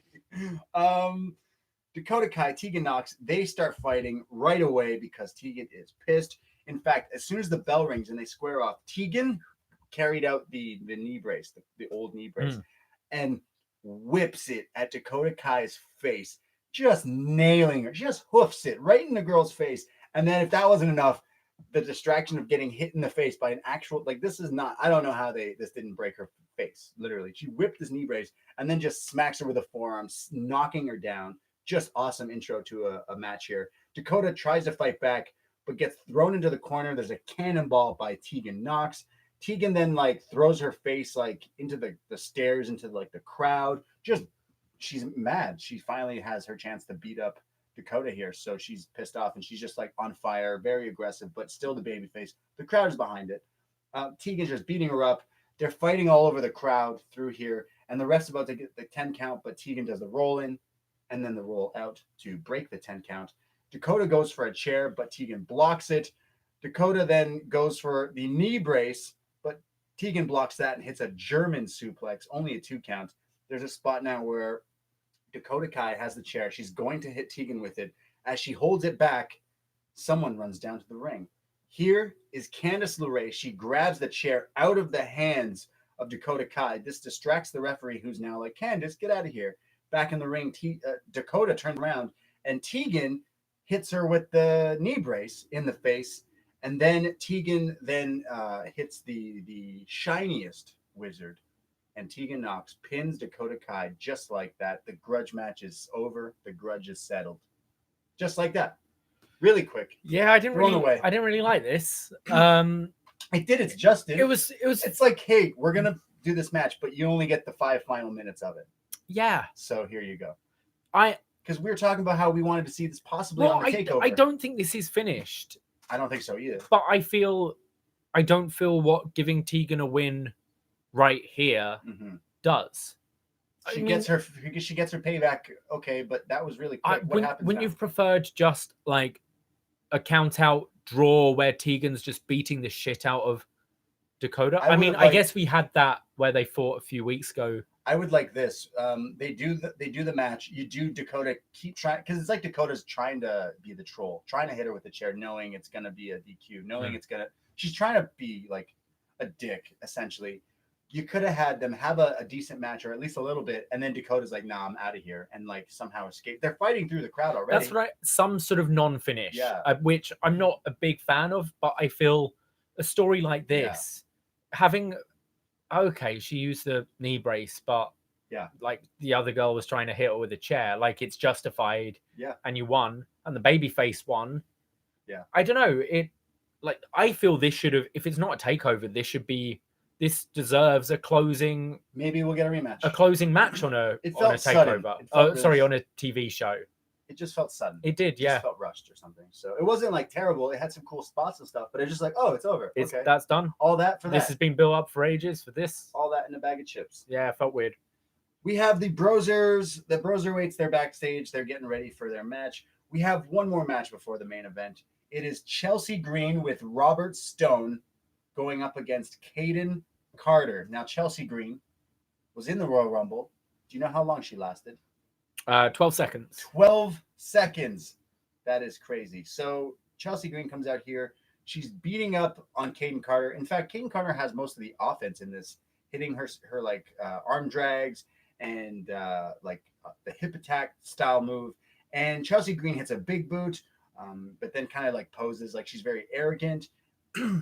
Hits a bunch of stomps in the corner. There's a few roll-ups attempted by Caden Carter, but only a 2 count. And then as Chelsea Green goes for some type of move of her own, Caden counters that, rolls up Chelsea Green, and Caden Carter pins her. Just like that. Not the outcome we thought we'd see from this match. No. But Chelsea Green's gimmick maybe is I'm losing. Well, yeah, I don't think this really means anything for Caden Carter. Yeah. Cool to see her get a win. She's going to stay in this role. Like we saw with Raul Mendoza when was it Cameron Grimes he got a win over? Right. Exactly. It's to further the other character. It's to further Chelsea Green. Interesting though, because I was thinking going into this, why are you bringing up that she was in the Royal Rumble? Because you're trying to bring her up as a big deal. Why are you bringing up she was in it when she lost in 12 seconds? But then following it up with the loss here, okay, there's some kind of direction here. Because she's with Robert Stone, who's supposed to be your manager. And that's the kayfabe here. They say he's the reason she was in the Rumble. He got her in there. You could have eventually, like, he kicks her out. They did during the, like, before they go live on USA, they did some dark matches. And they had Malcolm Bivens come out. And he's doing a similar thing to Robert Stone, where he's scouting talent. He wants to be a manager and what is it, like manager, promoter. He wants to own different assets and be their helpers and stuff. So that could somehow cross. You should get Titus Worldwide there as well. Titus Worldwide. Yeah. There's so many different. Now, I see maybe he doesn't kick her out, but remember when Andrade started with Zelina, and he was partying. He was hanging out. He was taking groups of women. He had the Del Rio gimmick. He was taking groups of women. He was taking groups of women.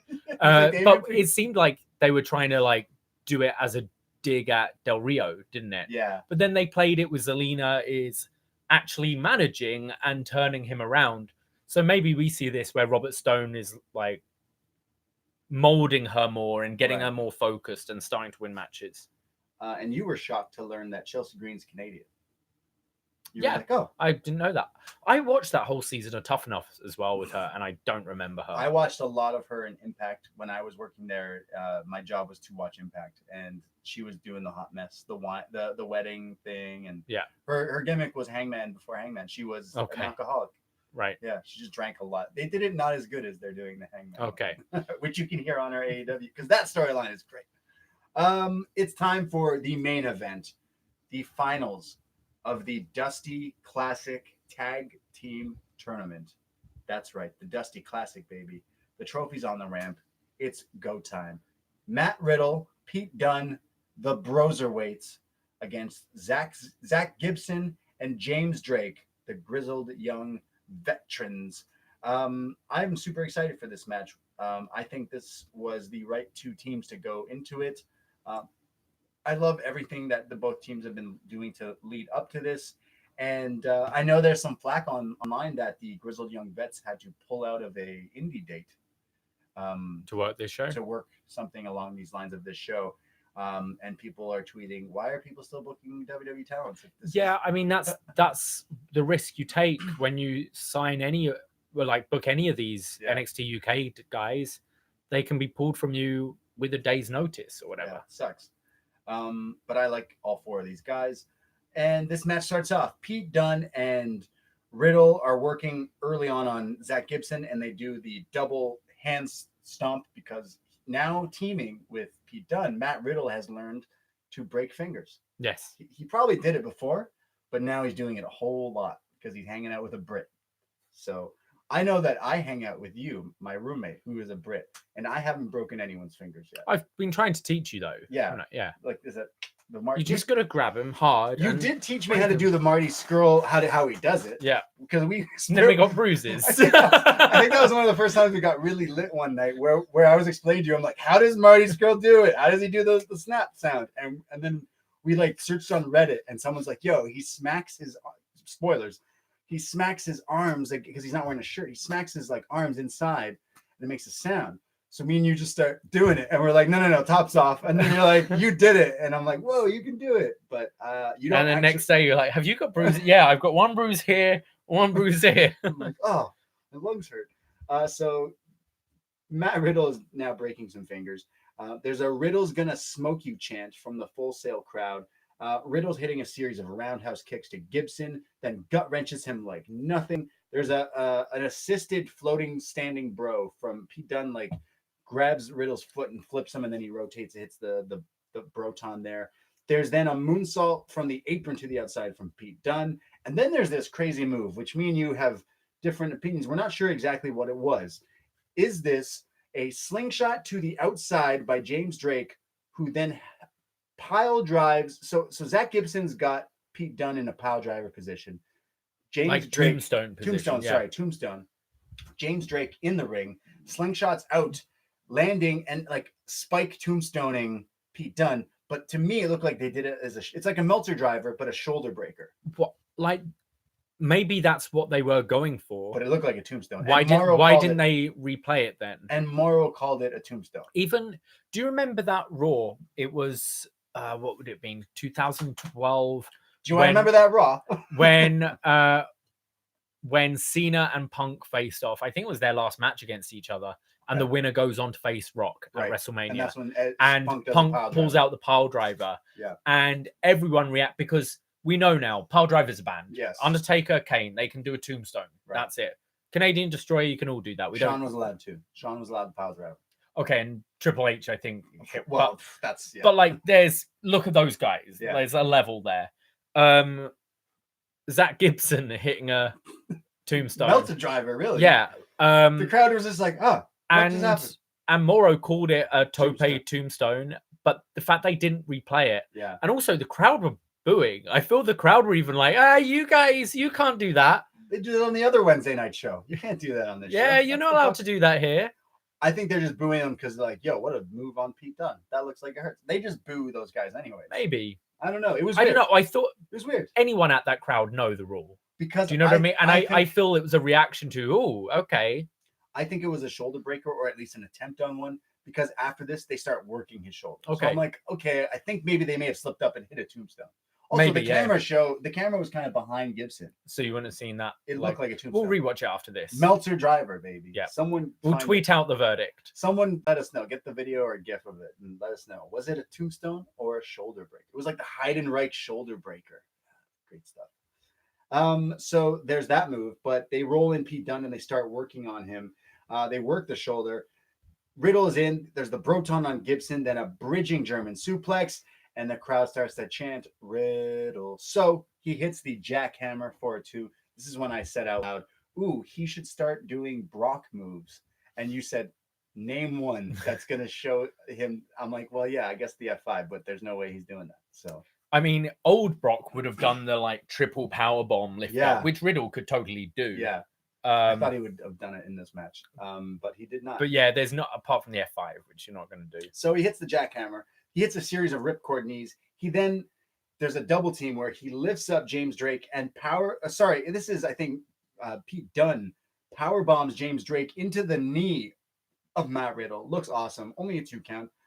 They toss Pete Dunne out of the ring, and then they hit this like basket toss powerbomb neckbreaker combo on Matt Riddle from the Grizzled Young Vets, or Beth calls it the basket toss, which it was like a neckbreaker powerbomb. It looks cool.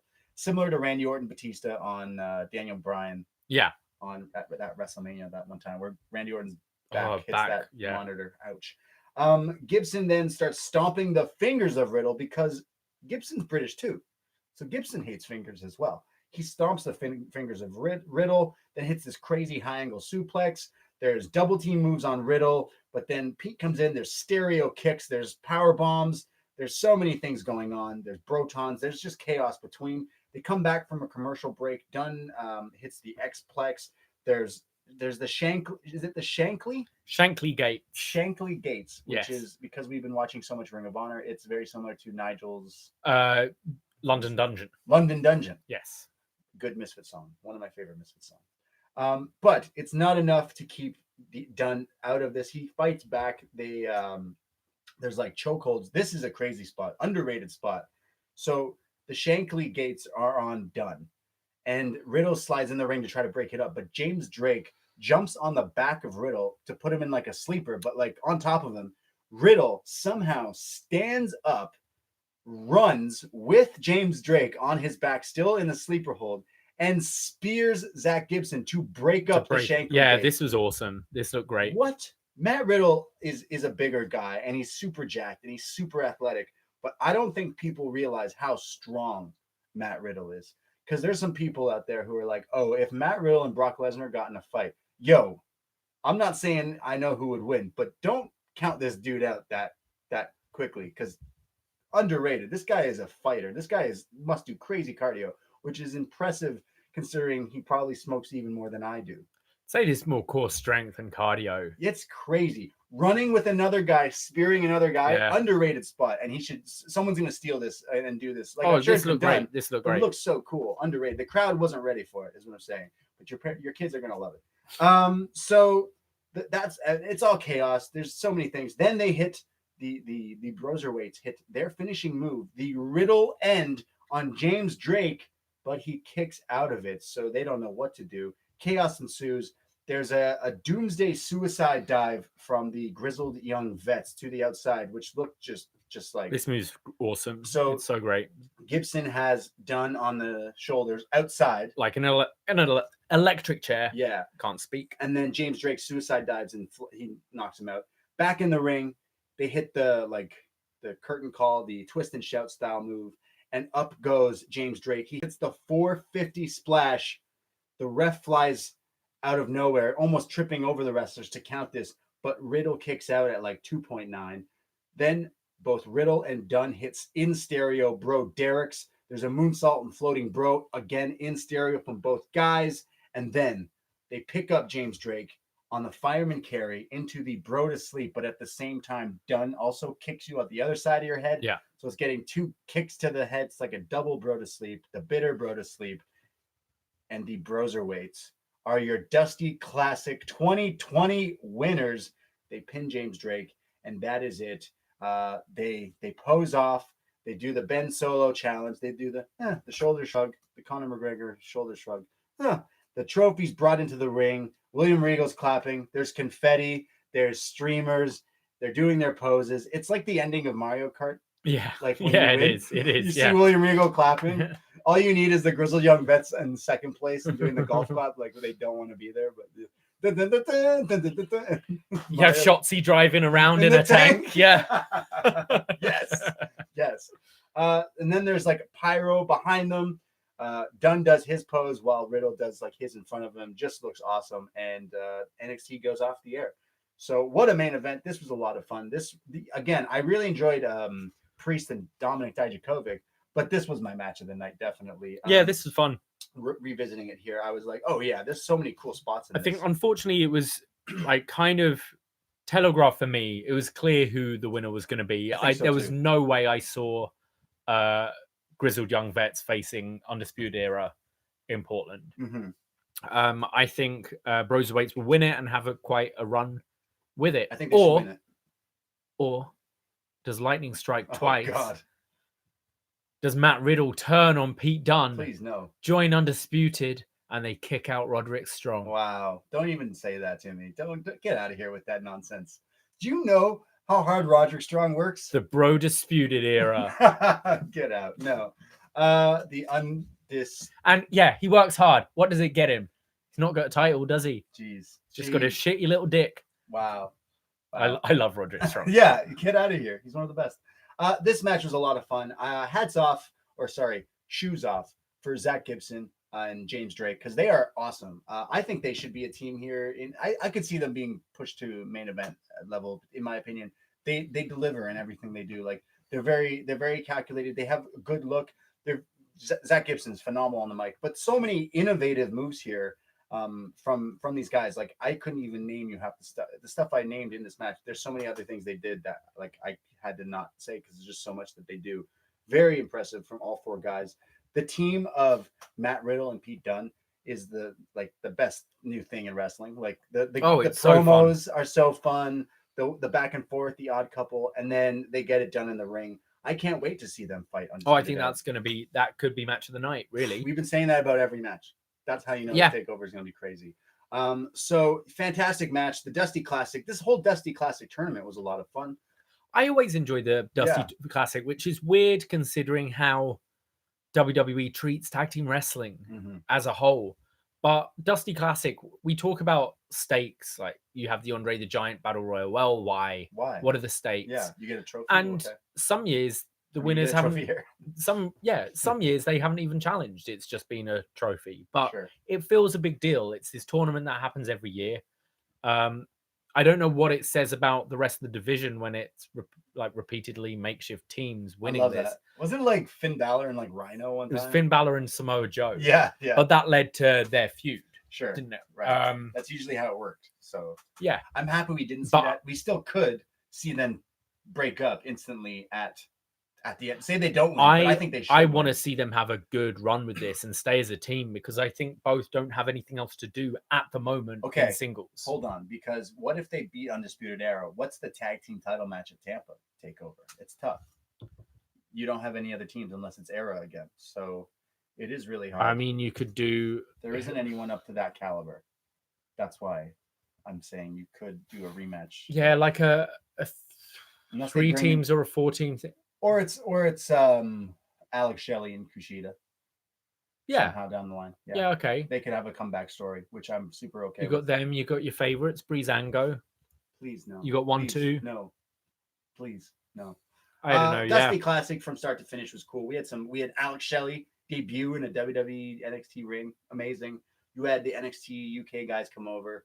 I thought it's a fun TV, like a few weeks kind of thing here. We got to see Gallus on the USA Network. Get the fuck out.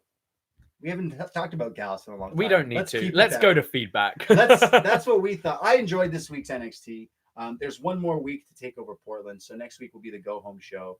I enjoyed this week. I will say I loved the wrestling, but my favorite part of this week was Ciampa and Adam Cole. That whole segment was wow. That's what wrestling should do. It's really not hard to do that. Make a guy look badass. Ciampa, you delivered, my man. You did.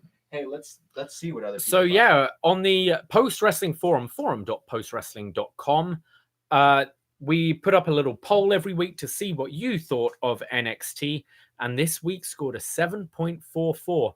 I believe Raw on Monday got a 6.86. Okay. So, and that was including that Edge and Orton segment. I mean, the rest of the show was what else was there? You had Riddick Moss. What are you talking about? And you had Drew. Yes. So let's go to Eva from London.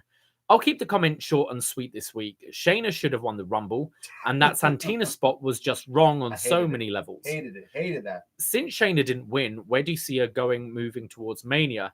Beth Phoenix with the Razzie level performance trying to sell her disgust at Orton's attack on Edge was hilarious. I loved it. TakeOver Portland is looking stacked. Any clue what those 2 520 commercials are for? Knox makes me rock. Nice. Keep up the good work, Brady and Davie. Thank you.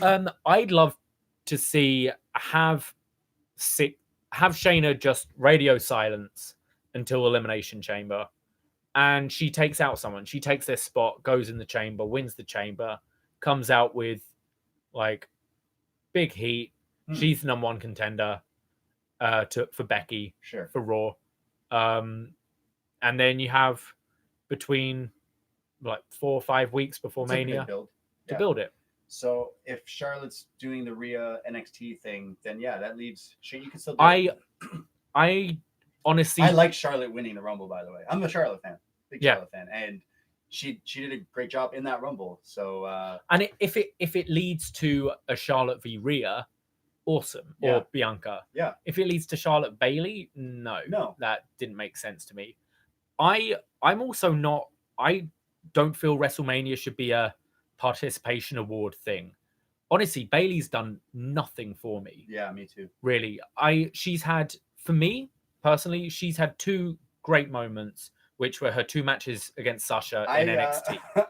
I call Bayley the Nas of wrestling, right? Or at least like I don't know, maybe women's wrestling. But Bayley comes striking hot out of her first big huge matchup with Sasha Banks at that takeover years ago. Sasha Bayley at Takeover Brooklyn, legendary. Some say that's the best. I think it's my favorite. If you can pick, if you want to say what's your favorite women's match of all time, I would say that match. And after that, you still put on some good stuff, but it's just not. Nas put out this album that was amazing, Illmatic, and Bayley after that match, she just ain't Illmatic. So it's like okay, and this heel turn just. I mean, I haven't super been watching, but it's not very good. No. So, and I got to see some of it on that pay-per-view and at the Rumble and the Lacey. No. So I can't see a challenger for Bayley, and I kind of feel, hey, don't put it on the card. Yeah. If you don't have anything that deserves to be on the card, yeah. But also you do have that women's battle royal, so I reckon Bayley should defend the title in that battle royal and actually give some stakes to it. Sure. Don't care. I'd rather that than a Bayley versus Naomi or Bayley versus Lacey Evans or something. We go to Sam from Tennessee. Are you ready? Hey guys, first time, long time. You didn't do it. First time, long time. You didn't do it. I was checking the room. Yeah, sorry. You let Sam down. You let Sam from Tennessee down. Sorry, Sam from Tennessee. First time, long time. This was the first NXT episode I've been able to watch live in a month, and it was very good overall. One of these days, Triple H and Regal will learn to put extra security in the damn parking lot. Nobody is safe. Priest and Dijakovic look great in their match, and I'm interested in another Lee Dijakovic match. I was already hyped for the Ciampa Cole match, but that segment sent me through the roof with excitement. Could be an early match of the year contender or moment of the year contender. I thought for sure that Dunn was going to turn on Riddle. However, I will not complain about them getting the chance to tear down the house with Fish and O'Reilly in a couple weeks. Good show, 7 out of 10. We go to Terry from Colorado. Great hard-hitting main event tonight. A lot of hard-hitting overall. Dijakovic and Priest was pretty good. Looking forward to Lee and Dijakovic going at it again. 7.5 Shotzi tanks out of 10. Those tanks, man. We go to Mystery. Hiya. Not much to say, but I wanted to mention that WWE is trying to portray Dakota as the big, mean, nasty heel with her feud with Tegan. They are doing an incredibly, terribly job of it. Tegan is coming across as significantly less sympathetic than Dakota in the video packages. This feud is falling apart. Question, how do you guys feel about Bayley taking shots at Io in a couple of interviews about how Sasha is the greatest wrestler and how Bayley is the champ and Io can suck it? Think it could be leading to something down the line, maybe after Mania or slightly before. Well, Io Shirai gets me high, and she's taken out of action for how long we don't know. But I think that's just Bayley trying to get heat. I haven't seen any of this, either. So that shows how much people care. If you can tweet us those tweets, we'll have a look at them at upNXT Podcast. At upNXT Podcast. We go to Sango from Malaysia. Don't have much to say tonight. Just want to give a shout out to Kaden Carter for her first televised win at Full Sail. Yes. Here's hoping she and other jobbers to the stars, enhancement talent, will figure out the next step and gain relevance in 2020. Always makes me happy to see NXT's developmental talent still trying to make their mark. Wrestling Graham. So Orton is totally gonna RKO Beth before Mania, right? Okay, you think the same, yeah. Right. We're not alone here. We're not psychopaths that we want to see this man's wife get injured. And we're gonna have that really awkward moment where it's back to Nigel and Moro, and they've got to act concerned. Oh, we don't know the status of Beth Phoenix right now, but anyway, next tonight is. Should it be like in the beginning of a show too? Yeah. Like during it. Beth should just know show, and everyone's like, "Where's Beth?" And then it cuts back, and Randy Orton just got a pipe in the back, and he's like, "Ha ha!" Go for the last And one. finally, I'm Charbel, the chosen one. Yes. Not a sushi master anymore. Oh, interesting. Interesting. We still want to try your sushi. I love NXT. We know you do. After seeing Shotzi arrive with a tank, I was scared as fuck for Io. I'm pretty sure Brady will do a heel turn on Io. Oh no! What did I already said? I love Shotzi earlier today.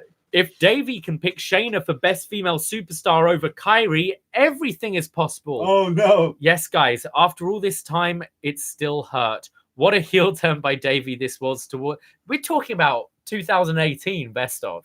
No, you're talking about. Yeah, 2018. I picked Shayna over Kyrie. You're ridiculous. In 2018. What did you pick this year? Io? Io, yeah. I think a lot of us picked Io. Yeah. Charbel's mad that This whole feedback is just about the women Charbel likes. He said, I don't know why, but I'm falling for Nox, and now that Conchi is no more. Okay, you can read it. Forum.postwrestling.com. Okay, so if Io Shirai gets me high and I live for Liv Morgan, what is Shotzi Blackheart? Shotzi Blackheart melts my heart. Shotzi rocks me. Okay. Someone said Nox rocks me. I don't want to steal it, but Shotzi, Shotzi's my new favorite. Charbel says something else for Nox, but I'm not reading that out loud. Thank you everyone for feedback. Thank you guys. Thank you everyone for listening. We do have some thank yous before we head off. I know we've been going a long time. I know. Tonight. What a show. So yes, patreon.com/upNXT. That's where you can get access to all our bonus content. We've got so much on there. I think we've got about 70 shows there. Sign up on the first of the month to make sure you get the full all of them. February 1st, if you sign up, if you sign up whenever you do, but we're recommending the first because you get access to all the shows we put out on the Patreon. $5 a month, our North American tier gets you all access to like all these shows. We just did Casino Royale, a Bond review. We have shows going down there. We did the Royal Rumble trivia game with John and Way. We've done so many things. The trivia game was so much fun. I know people want to listen to that, so go check that. We did a Wrestle Kingdom show in the beginning of the year. We've done so many things, and going forward in February, we're doing more Best Match Ever. We're doing what else are we doing? We've got the best of Bret Hart. We've got the best of Edge. We've got another Bond review. We'll be looking at Quantum of Solace. We'll be doing a AEW review for Revolution. Yes, definitely. We have a lot of stuff coming up. Yeah, we have so many shows, and because of all the patrons and people supporting and listening like you. And hey, maybe you don't support the Patreon, but you support us by listening to this show. So thank you very much. We appreciate it. Follow the upNXT Twitter at upNXT Podcast upNXT. I know we have some thank yous for some patrons from our patron. So I'd like to say thank you to Justin. It's just Justin. Just Justin. I don't know what your last name is, but thank you, Justin. Justin. Thank you to Brad Falk, not F-U-C-K, but F-A-L-K. Yes. So I'm sure you got a lot of flack for that. I'm sure you got a lot of fuck for that. Well, I'd say Falk. Falk. Yeah, oh, so it wouldn't sound as bad in my accent. Brad Falk. Falk. Kevin Vold. Kevin Vold, thank you very much. Thank you to Jody Wood, and thank you to Matt Gesk. Thank you all you guys, because you are patrons and you help support us and help us make this show. We continue to do this show for free, essentially. Absolutely. Because of the Patreon. I also want to say thank you to Malcolm Moss, to Ethan Lopez, to Eduardo Prado, and to Dwayne McAnally. Thank you so much for all your support. Yes, thank you. You can follow us every Wednesday. We do NXT. Every Thursday on our Patreon, we do our NXT versus AEW review. So we will be having a new one every Thursday. And you can find us with our Portland takeover for NXT Takeover Portland the Sunday. It's a rare Sunday takeover. It's weird. Yeah. I had to take work off for this. Guys. Well, it's because it's not piggybacking on a so weird. pay-per-view. Yeah. I was like, oh, I'm ready for this takeover, and you're like, FYI, so you know, it's a Sunday. I was like, no, FFS, man, what the hell? But I'm using a vacation day for NXT. How cool am I? Right? Yes. What are you doing on your vacation day? Well, I'm going to stay home and watch NXT and then podcast about it. Yeah. Amazing. Braden Herrington. You can find me on all the socials. I am on Twitter and Instagram at the Brady. And I am at Davie Portman. We'll be back next Wednesday with the Go Home Show to take over Portland. And we'll talk to you very soon. So thank you for listening. Take care. Goodbye. And Shotzi rocks me. Ahoy! All right. Woo! Oh, baby. There we go. Great wow, the balls of fire. room was super busy tonight. What's going on, YouTube? How you doing, guys? We have Jake in here. We have Eric Marcotte. We have Raja, who is a long time, first time. Hey, what's going on, Raja? Where are you from? I believe he's from Germany. Germany. So it's super late there right now. That's crazy. We have Ring Mav with all the great food suggestions. He just comes for the food. He hates wrestling. He hates wrestling. Doesn't care about I've anything. heard about this podcast. They talk about 1 minute about food every week. We have Darkstar. Hansi's in the room. Hey, Hansi, what's going on, bro? Yeah, it's super busy tonight. Awesome. That's crazy, man. 6:30 a.m. Damn. 6:30 a.m. in Germany? Yeah. Damn. That's crazy. I love the fact that we have listeners from like all over. And thank you everyone for joining us live after In the NXT. BDE. Yeah, in the BD. What do you think of that stuff? David made a little thing. It looks nice. David did a thing. I did a thing. Yeah. So thank you guys. We'll be back next Wednesday. Please join us. We love all the people here in the chat room. I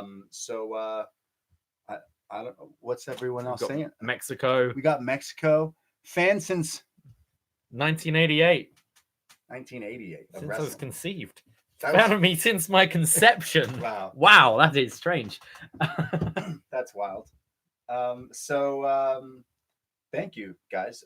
We went live on that Hot Mic app, which is kind of similar to this. We will be doing it for Takeover Portland. Yes. We're gonna go live on that app. It's free to join, and it's pretty cool. It syncs up with the show. So if you are watching Takeover, join us for that as well. Maybe the Saudi show. And yeah, Chamber. we'd like to. We want to do the Saudi show, Chamber, and Portland. We're hoping to use this Hot Mic app for it because they're helping us out. Yeah. So we get a few more benefits with them than we would with YouTube. But I think if it doesn't work out, we'll probably just go live anyway on YouTube because it's a lot of fun. Yeah. So thanks everyone for listening. Again, every Wednesday, up next, you can find whatever we just recorded wherever you get your podcasts. You can support us and listen to all the other podcasts we do create. Again, patreon.com/upnext. Follow the Twitter again at upnext podcast. I don't know what else to say, YouTube world. We're going to go watch some AEW. Yeah. We'll do a review on that tomorrow with our best of Ring of Honor matches. So we're super stoked watching so much wrestling. So guys, thank you. Take care. Have a good night or morning or wherever it is you may be. And enjoy life. Be safe. Love your loved ones. I don't know. Yes. Just love. Tschüss. Bye. Get lit.